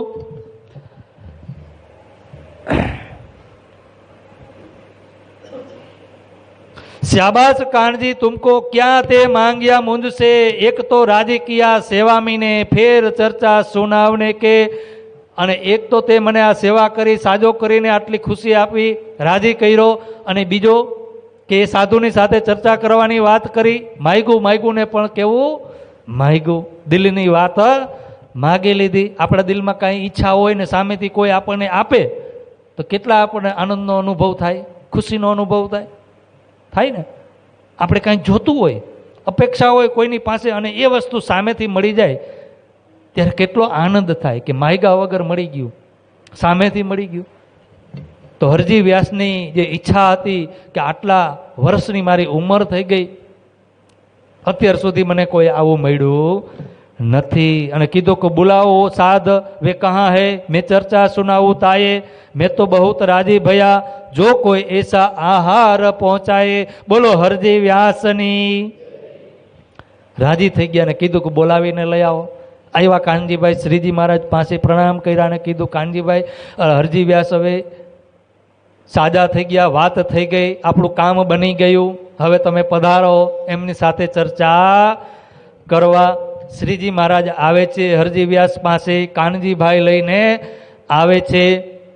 તો હરજી વ્યાસે એના ઘરની બાજુમાં જ જગ્યા આપી દીધી રહેવા માટે, નજદીક એકદમ ત્યાં રહેવા માટે જગ્યા આપી દીધી. કાનજીભાઈ પણ છે, બીજા પણ ઘણા બધા છે. અને એ હરજી વ્યાસ પછી એમની સાથે મુલાકાત થઈ, પ્રણામ કર્યા એકબીજાને. અને ત્યારબાદ હરજી વ્યાસ એમને પૂછે છે કે હે સાધુ, તમે ક્યાંથી આવો છો? ત્યારે શ્રીજી મહારાજે શું કીધું કે હમ તો હે પરદેશી. ક્યાંથી આવ્યા છે? પરદેશી. ક્યાંથી આવ્યા છે? આપણું ઘર આ છે, ક્યાં છે? પરદેશ. કે અમે તો પરદેશથી આવ્યા છે, આ જુનાગઢના નથી. ક્યાંના છે? જામનગર. લૌકિક દ્રષ્ટિ તો એ જ કહેવાય ને, જામનગર. ક્યાંથી આવ્યા? જામનગરથી. અને ત્યારે એ સમયની અંદર શું હતું કે જે રાજા હોય ને, જામનગરના રાજા, આ બાજુ જુનાગઢના રાજા, અલગ અલગ રાજા હોય. તો રાજાથી દેશ હતા. શું હતું? રાજાથી દેશ હતા. એ વિસ્તારનું નામ હતું પરદેશ. એટલે કે અમે આ જુનાગઢના નથી, અમે ક્યાં રાજ્યના છે? તો કે જામનગરના રાજાના રાજ્યના છીએ. એટલે ત્યારે એને પરદેશ કહેવાતું. અત્યારે પણ તમે સુરત જાઓ ને, આપણા એના કાઠિયાવાડી સુરતમાં હોય ને, અને કદાચ એને એમ કહો ને કે ક્યાં જવું? દેહમાં જવું છે, દેશમાં જવું છે એમ કહે ને, દેશમાં. ભાઈ દેશ તો એક જ છે, તોય કેમ એમ કે દેશમાં જવું છે? હા.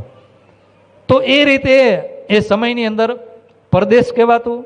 પણ આધ્યાત્મિક દ્રષ્ટિથી જોઈએ તો પરદેશી છીએ આપણે, આ બ્રહ્માંડના તો છે નહીં. ક્યાંના છીએ? પરમ અમે પ્રણામી રે પરમધામના.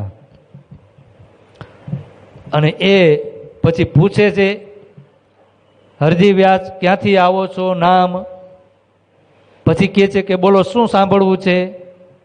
ચર્ચા થાય ને, ચર્ચા કરવી. કઈ ચર્ચા કરવી? શિવપુરાણ કરવી, રામાયણની કરી, ભાગવત કરશું, વેદ ઉપર કરશું, 18 પુરાણ છે, 108 ઉપનિષદ છે, 6 શાસ્ત્ર છે. કયા ગ્રંથ ઉપર? ભાગવત ઉપર. કયા ગ્રંથ ઉપર ચર્ચા થઈ? ભાગવત ઉપર. ત્યારે હરજી વ્યાસ કહે છે કે જો તમે સાંભળવા જ આવ્યા હોય તો ચાલો ભાગવત ઉપર ચર્ચા કરીએ અને સાંભળો, હું તમને એ ભાગવતના ગુડ બધા રહસ્યો બતાવું. અહીંયા લાલદાસજી મહારાજ શું કહી રહ્યા છે કે સુનત માસ એક હુઆ દો રાજી ભય મગન. 1 મહિના સુધી શ્રીજી મહારાજે હરજી વ્યાસની વાત સાંભળી. કોની? હરજી વ્યાસ ચર્ચા કરી રહ્યા છે. સાંભળવા વાળા કોણ છે? પરબ્રહ્મ. કેટલી ધીરજ આપણને શીખડાવે છે. હું ઘણી વખત કહું, આપણામાં આ બહુ મોટી કમી છે, બહુ મોટી કમી છે આપણામાં. આપણે જ્યારે પણ કોઈને પરમાત્માની ઓળખાણ કરાવી હોય, પરમધામની ઓળખાણ કરાવી હોય, આપણા ધર્મની ઓળખાણ કરાવી હોય, કે સદગુરુ મહારાજની ઓળખાણ કરાવી હોય, કે પ્રાણનાથજી મહારાજની ઓળખાણ કરાવી હોય ને, તો પેલા સામેવાળા વ્યક્તિની વાત સાંભળવાની. શું કરવાનું? આપણે એની જગ્યાએ શું કરીએ છીએ? અમારું જ્ઞાન મોટું. શું કહીએ? અમારી પાસે વિતક છે, વાણી છે, બધા શાસ્ત્રો છે, અમારું જ્ઞાન મોટું, તું અમારી વાત સાંભળ. પણ તમે જુઓ, આખા વિતકની અંદર જાગણી યાત્રામાં પ્રાણનાથજી મહારાજ જ્યાં જ્યાં ગયા, પેલા કોની વાત સાંભળે છે? સામેવાળા વ્યક્તિ જે છે એના હૃદયની અંદર જેટલું પણ જ્ઞાન છે એ જ્ઞાન જ્યાં સુધી આપણી સમક્ષ એ રાખશે નહીં, એ જ્ઞાન જ્યાં સુધી ઠલવશે નહીં ને, એ ખાલી નહીં થાય ને, ત્યાં સુધી તમારી વાત એની અંદર ઉતરશે. શું થશે? વિવાદ થશે. એટલે જ આપણે જાગણી કરી શકતા નથી. પેલા ગમે ત્યાં તમે જાઓ તો એ કોઈ સ્વાધ્યાય પરિવાર હોય કે સ્વામિનારાયણ પરિવાર હોય કે વૈષ્ણવ પરિવાર હોય, ધર્મ બધાના ઊંચા જ છે, ધર્મ બધાના એક સરખા જ છે, પણ ફર્ક શું છે? બધાની અંદર એક જ વાત છે ને, બધાની અંદર એક જ વાત છે. કઈ વાત છે? તમે કોઈ પણ ધર્મ લઈ લ્યો, અંતે એક જ વાત આવે, આત્મા અને પરમાત્મા. શું આવે? આત્મા અને પરમાત્માની જ વાત આવે ને. તમે વૈષ્ણવ સંપ્રદાયમાં જાઓ તો એ લોકો શું કે છેલ્લે, ભલે એના નિયમ અલગ અલગ હોય, વ્રત હોય, નિયમ હોય, રહેણી હોય, એ બધું અલગ અલગ હોય, કારણ કે એના જે ગુરુએ જે બનાવ્યું હોય એ પરંપરા મુજબ એ ચાલતું હોય, એ ત્યાં બરોબર છે. પણ એ ગ્રંથની અંદર એ કોઈ પણ જે સંપ્રદાય છે એ કોઈ ને કોઈ એક શાસ્ત્ર હોય કે પુરાણ હોય કે એના આધાર ઉપર એનો પાયો નખાણો હોય, એની રચના થઈ હોય. તો એ શાસ્ત્રની અંદર અંતે એક જ વાત આવે, કઈ? આત્માને ઓળખો અને પરમાત્માના ચરણમાં પહોંચો. તો એ ત્યાં સુધી એને પહોંચાડવા માટે શું કરવું પડે? પહેલાં એની વાત સાંભળવી પડે. સાંભળવી પડે કે ન પડે? સ્વામિનારાયણ ભગવાન છે, સ્વામિનારાયણ ભગવાને જ્ઞાન જ આપ્યું. શું આપ્યું? ધર્મનો પ્રચાર જ કર્યો ને, કંઈ ખોટું તો નથી કર્યું ને. એનો વિરોધ કરાય? કોઈ ધર્મનો ક્યારેય વિરોધ કરવો જોઈએ, પણ એમાંથી સમજણ લેવાની છે. શું લેવાનું છે? એમાં જે જ્ઞાન છે ને, જે તત્વ છે ને, જે ઘી છે ને, એને ગ્રહણ કરવાનું છે. પણ અંતે શું આવે? બધા ધર્મની અંદર અંતે એક જ શબ્દ આવે, એક જ લાસ્ટ, બધાનો ધ્યેય એક જ છે, આત્મા અને પરમાત્મા. આત્મા અને પરમાત્માનું જ્યાં સુધી મિલન ન થાય, ઓળખાણ ન થાય, ત્યાં સુધી બધું અધૂરું છે. ભલે આપણે પ્રણામી કહેવાના આ તારતમ વાણી લઈ લીધી, 18,758ની ઓળખાણ કરી લીધી, પણ આપણી આત્માનો સંબંધ જ્યાં સુધી આપણે પરમાત્માના ચરણોમાં નહીં બાંધીએ ને, ત્યાં સુધી એ બધું બિના સંબંધ ન પાઈએ કોટી કરો આચાર થાય. કોટી કરો આચાર, ગમે તેટલી મહેનત કરો, વાણી ચર્ચાઓ કરો, બીજાને રોવડાવો, ચર્ચાઓ કરી કરીને તમે પણ રોવો ને બીજાને પણ રોવડાવો, સમાજમાં તમારી વાહ વાહ કરાવો, ગમે તેટલી સેવાઓ કરાવો, પણ જ્યાં સુધી તમે તમારી આત્માને જોલો ન સાધે દિલ, તોલો પીવું ન પાઈએ, ત્યાં સુધી આ બધુંય અધૂરું છે. એટલે જ પ્રાણનાથજી મહારાજ આ લીલાની અંદર આપણને એ બતાવવા જઈ રહ્યા છે કે આપણી અંદર જે સૌથી મોટી ખામી છે ને, એ ખામી એ છે કે આપણે પેલા બીજા સામેવાળાને વાત ક્યારેય સાંભળતા નથી. અને એ લોકો પણ આપણી વાત સાંભળતા નથી. તો કોઈ દિવસ એ જાગણી થાય? ક્યારે જાગણી થાય? કે પેલા એની અંદર જે છે ને એને પેલા પ્રકાશિત કરવા દો. ભલે 1 દિવસ લાગે, 2 દિવસ લાગે, 3 દિવસ લાગે, 3 મહિના લાગે કે 3. શ્રીજી મહારાજે 1 મહિના સુધી રાહ જોઈ. કેટલી? જેટલું હતું ને એટલું બધું બહાર નીકળવા દીધું. નીકળવા દીધું ને. એટલા મોટા વિદ્વાન પંડિત, તો એની અંદર જે જ્ઞાન છે એ જ્ઞાનને પ્રકાશિત કરતા, ઠલવતા, બતાવતા વાર તો લાગે ને. આપણને કદાચ કાંઈક નવું જાણવા મળી ગયું, કાંઈક અનુભૂતિ થઈ ગઈ, કાંઈક થોડુંક જ્ઞાન થઈ ગયું, તો આપણને ઈચ્છા થાય ને કે હું બીજાને દઉં, બીજાને દઉં, બીજાને દઉં. થાય કે ન થાય? એ સ્વભાવ છે. શું છે? સ્વભાવ છે. હરેક મનુષ્યની અંદર એ સ્વભાવ હોય કે મને મળ્યું છે, મને આટલું જ્ઞાન મળ્યું છે, મારી અંદર આટલી બુદ્ધિ છે, તો હું એ બુદ્ધિ બીજાને પણ આપું. આપણે શિખામણ આપવા જઈએ ને, બીજાને શિખામણ આપે તો એનું શું થયું? પછી એ અધ્યાત્મકમાં હોય કે ભૌતિકમાં હોય, સંસારમાં વ્યવહારિકમાં હોય કે ધર્મની અંદર હોય, આપણી પાસે વધારે બુદ્ધિ હોય ને એટલે બીજાને શિખામણ દેવા જાય. શું કરવા જાય? એને વધારે જ્ઞાન કહેવાય. શું કહેવાય? પણ સામેવાળા ન જોતું હોય ને તોય આપીએ, પછી શું થાય? ફેંકાઈ જાય. શું થાય? પણ સામેવાળાને જોઈ ક્યારે જોઈ? જ્યારે એને જરૂર હોય. પણ સામેવાળાને એમ થાય કે આની પાસેથી મારે કંઈક લેવા જેવું છે તો એને દેવાય, પાત્ર જોઈને દેવાય. અને તમે ગમે ત્યાં જાઓ તો પેલા સામેવાળા વ્યક્તિની જ્યાં સુધી વાત પૂરી ન થાય ને ત્યાં સુધી તમારી વાત રાખતા નહીં. જ્યારે એની વાત પૂરી થાય ને પછી તમે તમારી વાત રાખો ને તો એ શાંતિથી સાંભળશે. કારણ કે જે હતું એ અંદર હતું એ બધું બહાર નીકળી ગયું. પછી કાંઈ બોલવાની રીએ, કાંઈ બોલવા પણ રીએ, કાંઈ કહેવા પણ રીએ, કાંઈ ન રીએ. મને એક એવો અનુભવ થઈ ગયો પહેલાં જ, હાવ શરૂઆતમાં, આજથી લગભગ 25 વર્ષ પહેલાં, જ્યારે હું પ્રણામી બન્યો હતો, તારતમ દીક્ષા લીધી હતી, એ જ સમયમાં આ મને અનુભવ થઈ ગયો. એટલે હું વારે વારે કહું છું, સ્વાધી પરિવારની અંદર એક નાનો છોકરો હતો મારી જ ઉંમરમાં, ત્યારે મારી ઉંમર 22-23 વર્ષ અને એમની ઉંમરે એ જ, અને એ ગીતા આખી મોઢે, એને કેટલી આખી ગીતા મોઢે, અને એને ગીતા મને 3 વર્ષ ગીતા સંભળાવી. 3 વર્ષ મને એને ગીતાનું મારી પાસે જે જ્ઞાન છે ને, એની કૃપા મને એની પાસે ગીતાનું જ્ઞાન મળ્યું. 3 વર્ષ સાંભળી, અઠવાડિયે એક વખત આવે ભાવફેરીમાં, અને એક શ્લોક એને મોઢે. વિચાર કરો તમે કેટલા એની અંદર નાની ઉંમરમાં. એટલે એ અનુભવ છે કે આપણે સામેવાળા વ્યક્તિનું પહેલાં સાંભળવું પડે, અને જેવું ખાધું હોય ને એવો ઓડકાર આવે જ. ખાટું ખાધું હોય તો ખાટો આવે, તીખું ખાધું હોય તો તીખો આવે, ગળ્યું ખાધું હોય તો ગળ્યો આવે. જેવું અન્ન એવું મન. હરજી વ્યાસની વાત શ્રીજી મહારાજ 1 વર્ષ સુધી સાંભળે છે, અને એમ કરતા કરતા 84 લાખ યોજન વિસ્તારની વાત આવી, મહેલની વાત આવી, કે એક હીરામાં એક હીરો એવડો છે કે 84 લાખ યોજન છે. કેટલો એનો વિસ્તાર કેવડો છે? 84 લાખ યોજન એક એવડો હીરો છે, મહેલ છે. એક જ હીરામાંથી એ મહેલ બનેલો છે. ત્યારે શ્રીજી મહારાજ ચરણોમાં પ્રણામ કર્યા કે હરજી વ્યાસ, એ મહેલ ક્યાં આવ્યો મને બતાવો. આપણે થોડીક ચોપાયેલી મજા આવશે.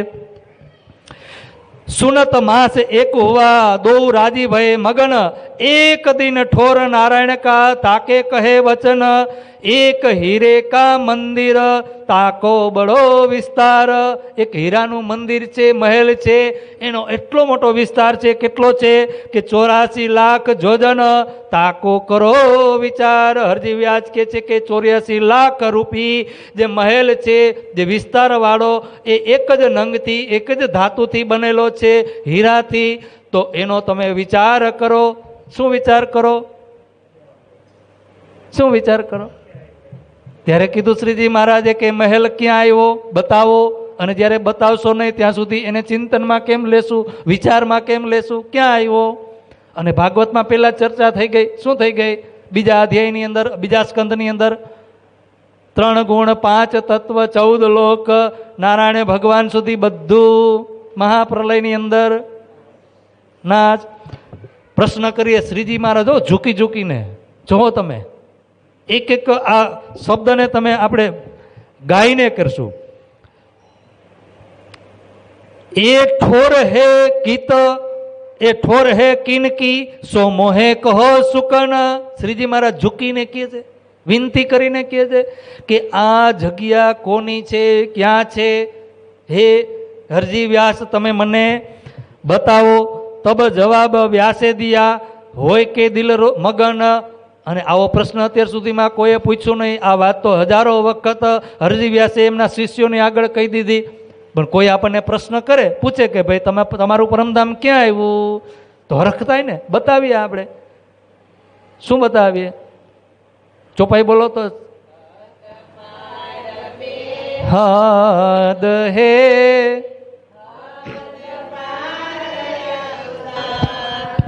અક્ષર પાર્વતનયે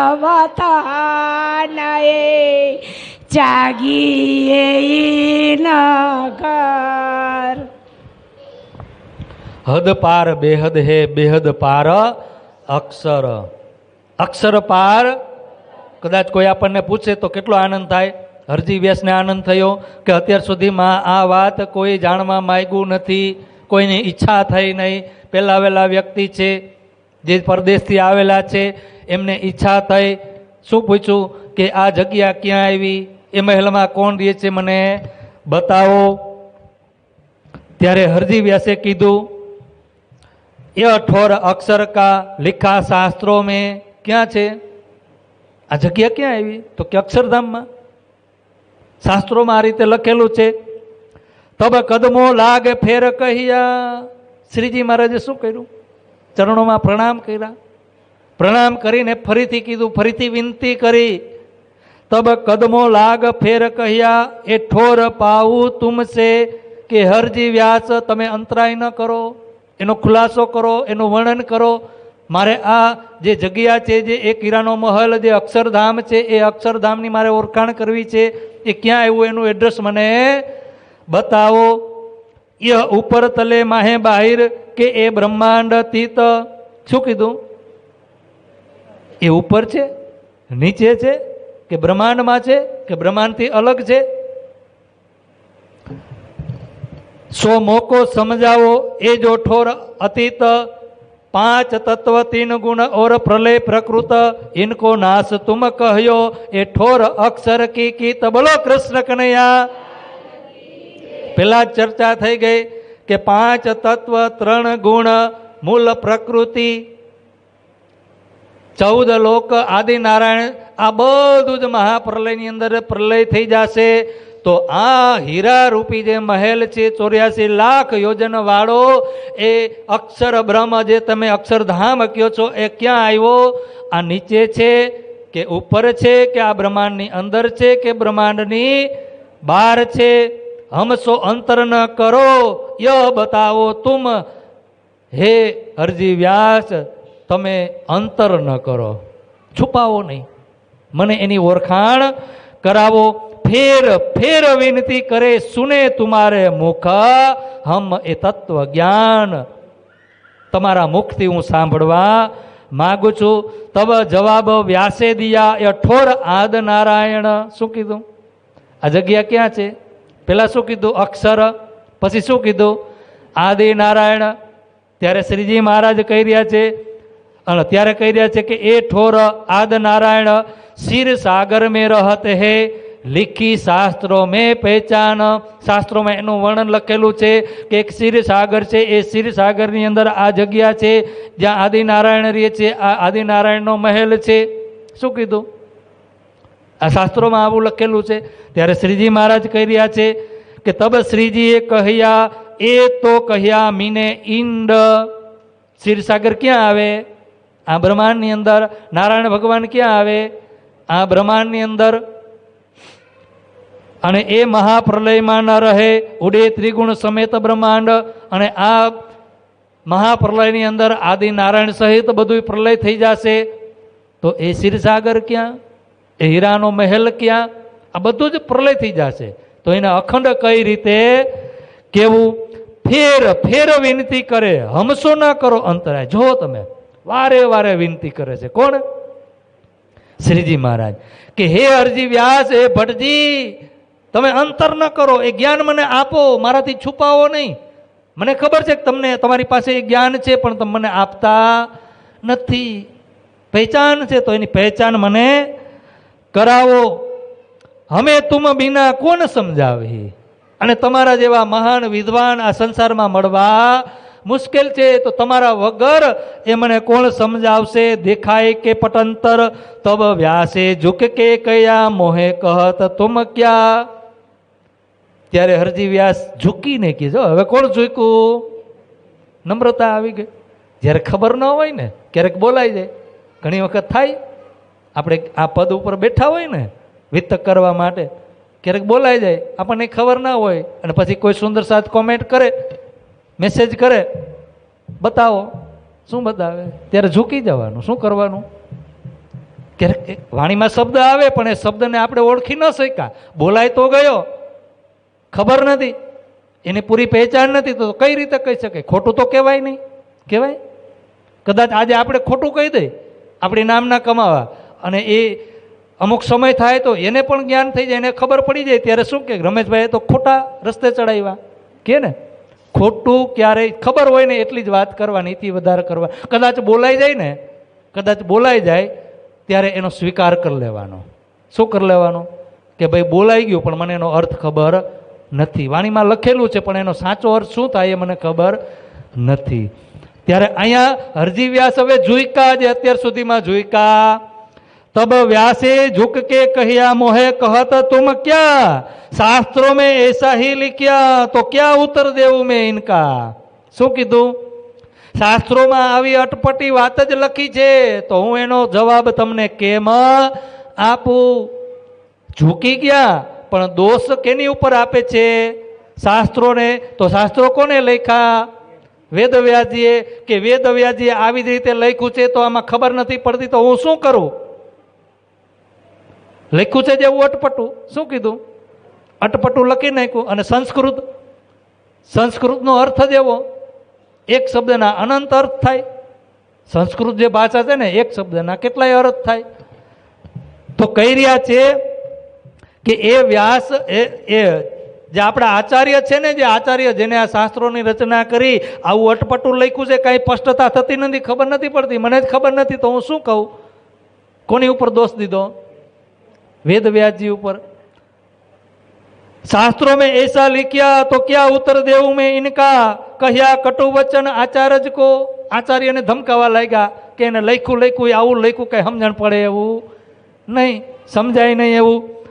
इनो ऐसी ही लिखा सुकन तो मैं इत क्या करो, क्या निशा करो मोमिन। હવે આવી જ રીતે લખ્યું છે તો હું શું કરું? જાવ એને કયો। तब कान जी ने कहा कछु अक्षरातीत की पूछो बात। कानजी भाई बेटा है साक्षी में कोण छे? बीजा छे हो।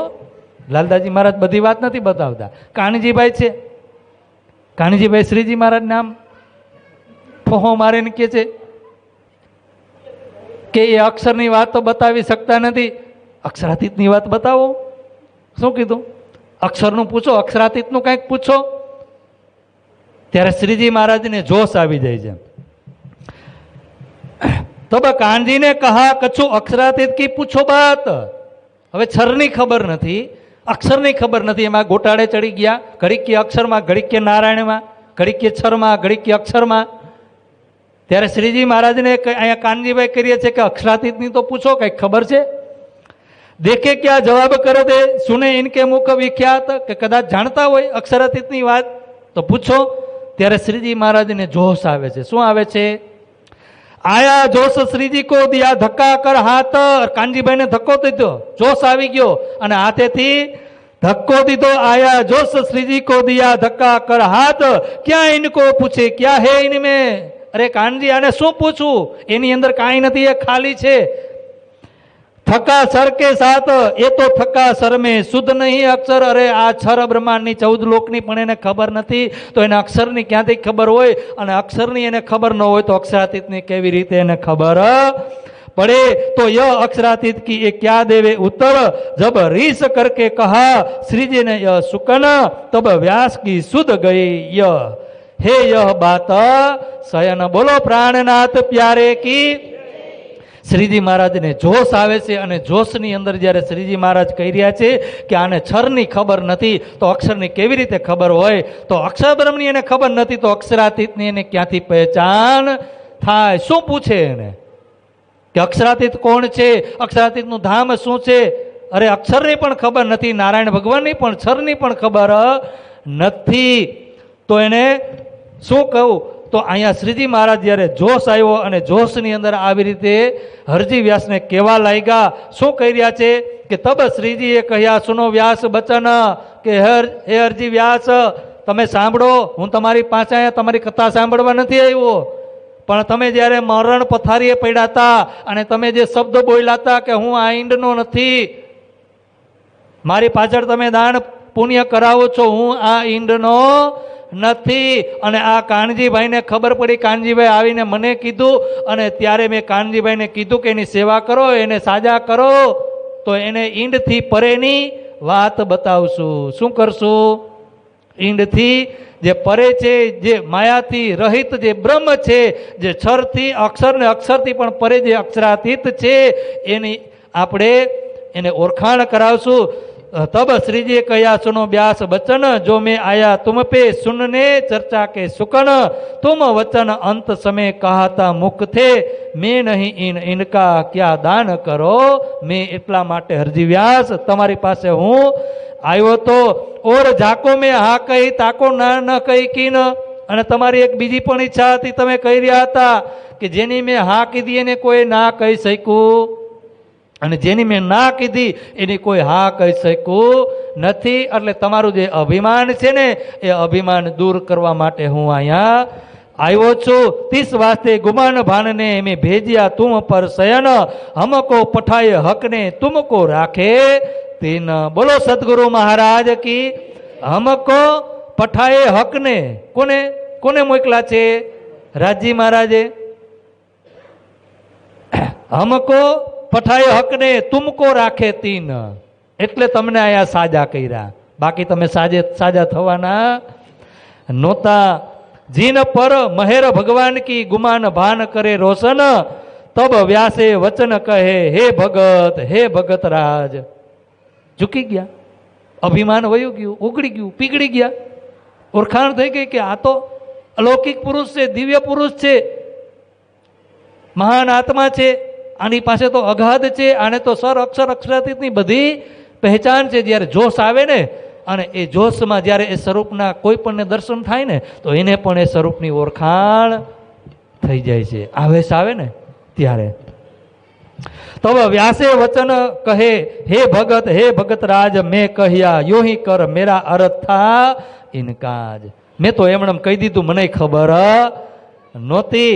કઈ ગુલર લગે દરખત કો બહુત બેસુમાર. જ્યારે વડલો હોય ને, વડલાની અંદર શું હોય? ટેટા. એને ગુલ્લર કીધું. શું કીધું? શાસ્ત્રોની અંદર એને ગુલ્લર કહેવાય. હવે વડલાની અંદર અસંખ્ય ગુલ્લર હોય, ટેટા હોય, અને એ ટેટાને તમે ખોલો તો એમાં કેટલા જીવો હોય. તો જે ટેટાની અંદર જે જીવ છે, એ જીવને ખબર હોય કે આવા બીજા કેટલાય ટેટા છે અસંખ્ય, અને એની અંદર બીજા જીવો છે, બીજી દુનિયાઓ છે. તો આવા અસંખ્ય બ્રહ્માંડ છે. શું છે? હરજી વ્યાસ કહી રહ્યા છે, શાસ્ત્રોમાં લખેલું છે કે આવા અસંખ્ય બ્રહ્માંડ છે, અને આ બ્રહ્માંડનો હું એક નાનો એવો જીવ, તો મને ક્યાંથી ખબર પડે કે બીજા બ્રહ્માંડમાં શું ચાલી રહ્યું છે? અને અનંત જે બ્રહ્માંડ છે, એ બ્રહ્માંડ ક્યાં લટકી રહ્યા છે? હવામાં. આ ગુલર ક્યાં લટકી રહ્યા છે? એ ઝાડમાં, દરખતમાં. એ વડલાનું ઝાડ છે, વડલામાં આ ગુલર હોય, ટેટા હોય, અને જ્યારે પાકી જાય ત્યારે ટેટો શું થાય? ઝાડમાંથી અલગ થઈ જાય ને, ક્યાં પડે? નીચે કચરાઈ જાય. એમાં જીવ હોય એ બધાય. તો આ બ્રહ્માંડને કંઈક આવું જ છે. શું છે આ બ્રહ્માંડ? કેવો છે? પાકી જાય મહાપ્રલયની અંદર. તો ક્યાં જશે આ બધાય? હરજી વ્યાસ કહી રહ્યા છે કે આ એક ગુલરનો હું જીવ છું, તો મને બીજા ગુલરની કેમ ખબર પડે? અને જે એ ગુલરને જે ધારણ કરનાર જે વૃક્ષ છે, એ વૃક્ષની મને કાંઈ ખબર? તો આવા અસંખ્ય બ્રહ્માંડના માલિક કોણ છે? અક્ષર બ્રહ્મ. અક્ષર બ્રહ્મના માલિક કોણ? અક્ષરાતીત બ્રહ્મ. તો ક્યાંથી ખબર પડે? દરેક બ્રહ્માંડ એ બ્રહ્મા વિષ્ણુ મહેશ, અસંખ્ય બ્રહ્માંડ, અસંખ્ય વિષ્ણુ, અસંખ્ય બ્રહ્માજી, અસંખ્ય શંકર ભગવાન. અસંખ્ય છે ને, એક છે. જેટલા બ્રહ્માંડ એટલા બ્રહ્માજી, જેટલા બ્રહ્માંડ એટલા વિષ્ણુ ભગવાન, જેટલા બ્રહ્માંડ એટલા શંકર ભગવાન. બધા અલગ અલગ. તામે જીવ અનેક હે એક दूसरे न जानन हार, मैं जीव उन गुल्लर में का नहीं मेरा और गुल्लर आगे पंडित में सब जीते हारे न काहूं सरभर. કેટલાય પંડિતોની સાથે શાસ્ત્રાર્થ થયા, પણ હું કોઈની સાથે હાર સ્વીકાર કરી. આજ હું તમારા ચરણોમાં હાર સ્વીકાર કરું છું. બોલો પ્રાણનાથ પ્યારે કી. सो आज में छोड़े हथियार आगे तुम्हारे सब, तुम तहकीक भेजे हक ने आए मेरे सबब. પરમાત્માએ મારું અભિમાન દૂર કરવા માટે જ તમને અહીંયા મોકલા છે. તો તમારી આગળ હું આ મારા જે હથિયાર છે, જ્ઞાનરૂપી, એ હથિયારને આજથી અહીંયા છોડું છું. અને ત્યાં ઘણી બધી ચર્ચાઓ થઈ, ચર્ચા કરી, અને જેટલું અંકુર હતું હરજી વ્યાસનું એટલું એમને પ્રાપ્ત થયું. પછી ક્યાં આવે છે શ્રીજી મહારાજ? પોતાના સ્થાને. તો અહીંયા ઇલ્હામ થાય છે શ્રીજી મહારાજને. રાજજી મહારાજ ઇલ્હામ કરે છે કે જામનગર ઉપર કસોટી આવવાની છે. જે અમદાવાદનો રાજા છે એ ચડાઈ કરવાનો છે, યુદ્ધ કરવાનો છે. જામનગરનો રાજા કર ચૂકવી શક્યા નથી, તો અમદાવાદના જે રાજા છે એ રાજા શું કરી રહ્યા છે? હવે યુદ્ધ કરવાની તૈયારી કરી રહ્યા છે. સુંદર સાથને દુઃખ પડશે, તો એમનું રક્ષણ કરવા માટે ઇલ્હામ થયો કે તમે નવતનપુરીમાં જાઓ, દિવાન પદુ સંભાળો, અને ત્યાં જઈ અને એ બધું શાંત કરો, સમાધાન કરો. દુઃખ જે સુંદર સાથ ઉપર આવવાનું છે, જે કસાલા છે, એ શ્રીજી મહારાજ પોતાના ઉપર લેશે. અને ત્યાંથી આવે છે ક્યાં? જામનગર. અને જામનગર આવી અને ત્યાં પછી શ્રીજી મહારાજનું આ ચોથું યુદ્ધ, 3 યુદ્ધ થયા. મેં 3 યુદ્ધ કીધા. ફરી પછી ગત મત મારી લઈ હરી. પેલું યુદ્ધ ક્યાં થયું? જોરથી બોલો. પેલું યુદ્ધ ક્યાં થયું? બરારબ. એકી અવાજ હો. ક્યાં થયું? બીજું ફૂલબાઈનો ત્યાગ. 3જું યુદ્ધ હબસા. અને હવે 4થું યુદ્ધ ક્યાં થવાનું છે? અમદાવાદ. અને એ અમદાવાદમાં પછી માયા ત્યાં ઇન્દ્રાવતી ને જીતી લે છે. શું કહે છે પછી? ગત મત મારી લઈ હરી. મારી બુદ્ધિ હરી લીધી, મારી ગતિ હરી લીધી, મને કાંઈ સૂઝ્યું નહીં. અને શું કર્યું એ પ્રસંગને આપણે ત્યાં સાંભળશું. પણ લાલદાસજી મહારાજ કહી રહ્યા છે કે અહીંયા પ્રકરણ પણ પૂરું થયું છે. અને લાલદાસજી મહારાજ 1-2 ચોપાઈ આપણને હજી બાકી રાખે છે, તેનું વર્ણન કરશે. પછી શું કરશે? બંગલાપુરી ધામમાં પ્રણામ કરશે. આપણે એમના ચરણોમાં પ્રણામ કરશું અને પછી પ્રસાદ લેશું. માયાપુરી દિખાય કે નજર કરી તરફ હક મહામતી આયે દીપ ગુજરાત છે શ્રી રાજ ભયે ફારક.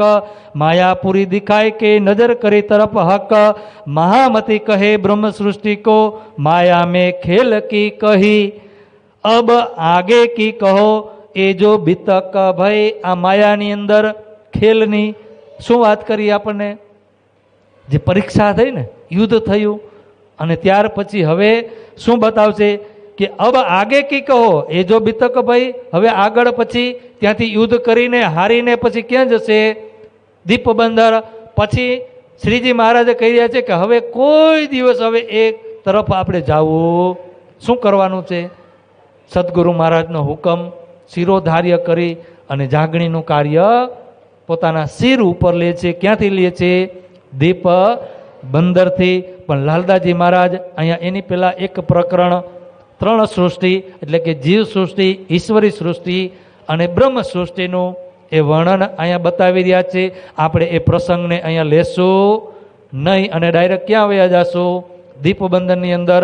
તો એમાં થોડીક વાતો આજે આપણે 5 મિનિટ કરી લઈ કે જે જીવ સૃષ્ટિ છે ટૂંકમાં કરશું. આપણે જીવ સૃષ્ટિની ઉત્પત્તિ ક્યાંથી થઈ?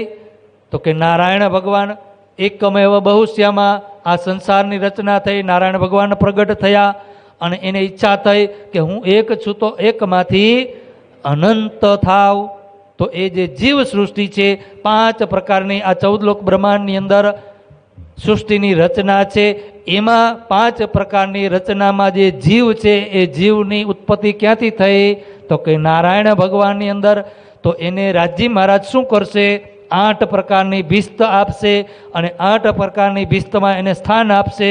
પછી એ જીવ જે રીતે મહેનત કરશે, ભક્તિ કરશે, પ્રેમ લેશે, પ્રાણનાથજી મહારાજની પહેચાન કરશે, સદગુરુ મહારાજની પહેચાન કરશે અને એ પ્રમાણે એમને એ ભિસ્તની અંદર એમને સ્થાન પ્રાપ્ત થશે. જે ઈશ્વરી સૃષ્ટિ જે જીવ ઉપર બેઠી છે એને એ પ્રમાણે સ્થાન પ્રાપ્ત થશે. બ્રહ્મ સૃષ્ટિ જે જીવ ઉપર બેઠી છે એને એ પ્રમાણે અલગ અલગ બધાને 8 પ્રકારના પરમધામ બનાવ્યા છે.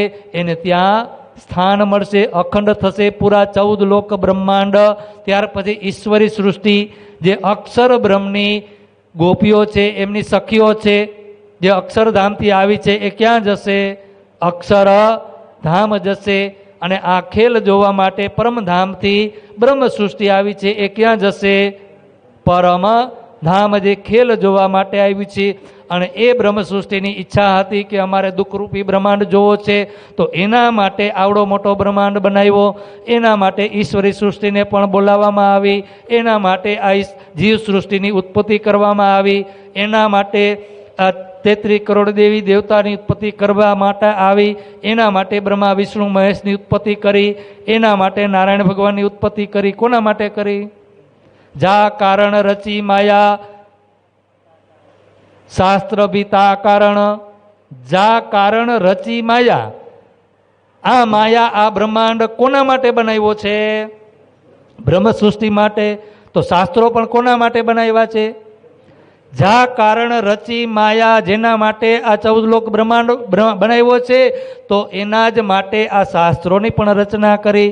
તો એવી રીતે બ્રહ્મ સૃષ્ટિ, જીવ સૃષ્ટિ અને ઈશ્વર સૃષ્ટિ, અહીંયા લાલદાસજી મહારાજ ત્રણેય સૃષ્ટિની વાત બતાવે છે. પણ આપણે એમને ટૂંકમાં લઈ લઈશું, કારણ કે વિતકમાં જ્યારે પ્રસંગ જેમ જેમ આવતો જશે એવી રીતે થોડી થોડી વાતો આપણે સાંભળતા જશું. તો અહીંયા એ પ્રકરણની છેલ્લી ચોપાઈ દોહરાવી અહીંયા આપણે જયકારા સાથે વિતક ચર્ચાને આપણે વિરામ આપીશું. આજના 15મા દિવસની જે ચર્ચા છે એમનો વિરામ આપી અને લાલદાસજી મહારાજના ચરણોમાં પ્રણામ કરી, બંગલાજી દરબારની અંદર જ્યાં ધામના ધણી બિરાજમાન છે એમના ચરણોમાં પ્રણામ કરી, આસબાઈના ચરણોમાં પ્રણામ કરી અહીંયા આપણે આ તનની અંદર આપણી સુરતાને જાગૃત કરી ચોપાઈ દોહરાવશું જયકારા સાથે. બોલો શ્રી પ્રાણનાથ પ્યારે કી. મહામતી કહે એ મોમીનો,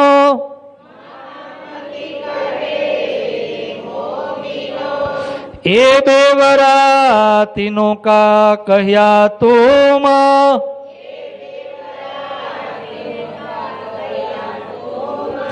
કહું આગે ઓર મજલ કી,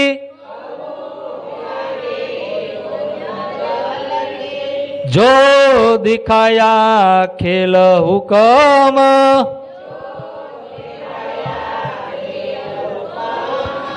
જો દિખાયા ખેલ હુકમ.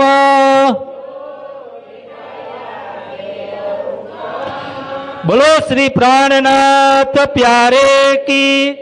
સતગુરુ મહારાજ કી. श्री जियावर धाम के धनी की. श्री बाजूराज महारानी की. स्वामी श्री लालदास जी महाराज की. महाराजा छत्रसाल की. तीनों पुरी धाम की. बोल बोल पंजे वाले की. प्रणाम.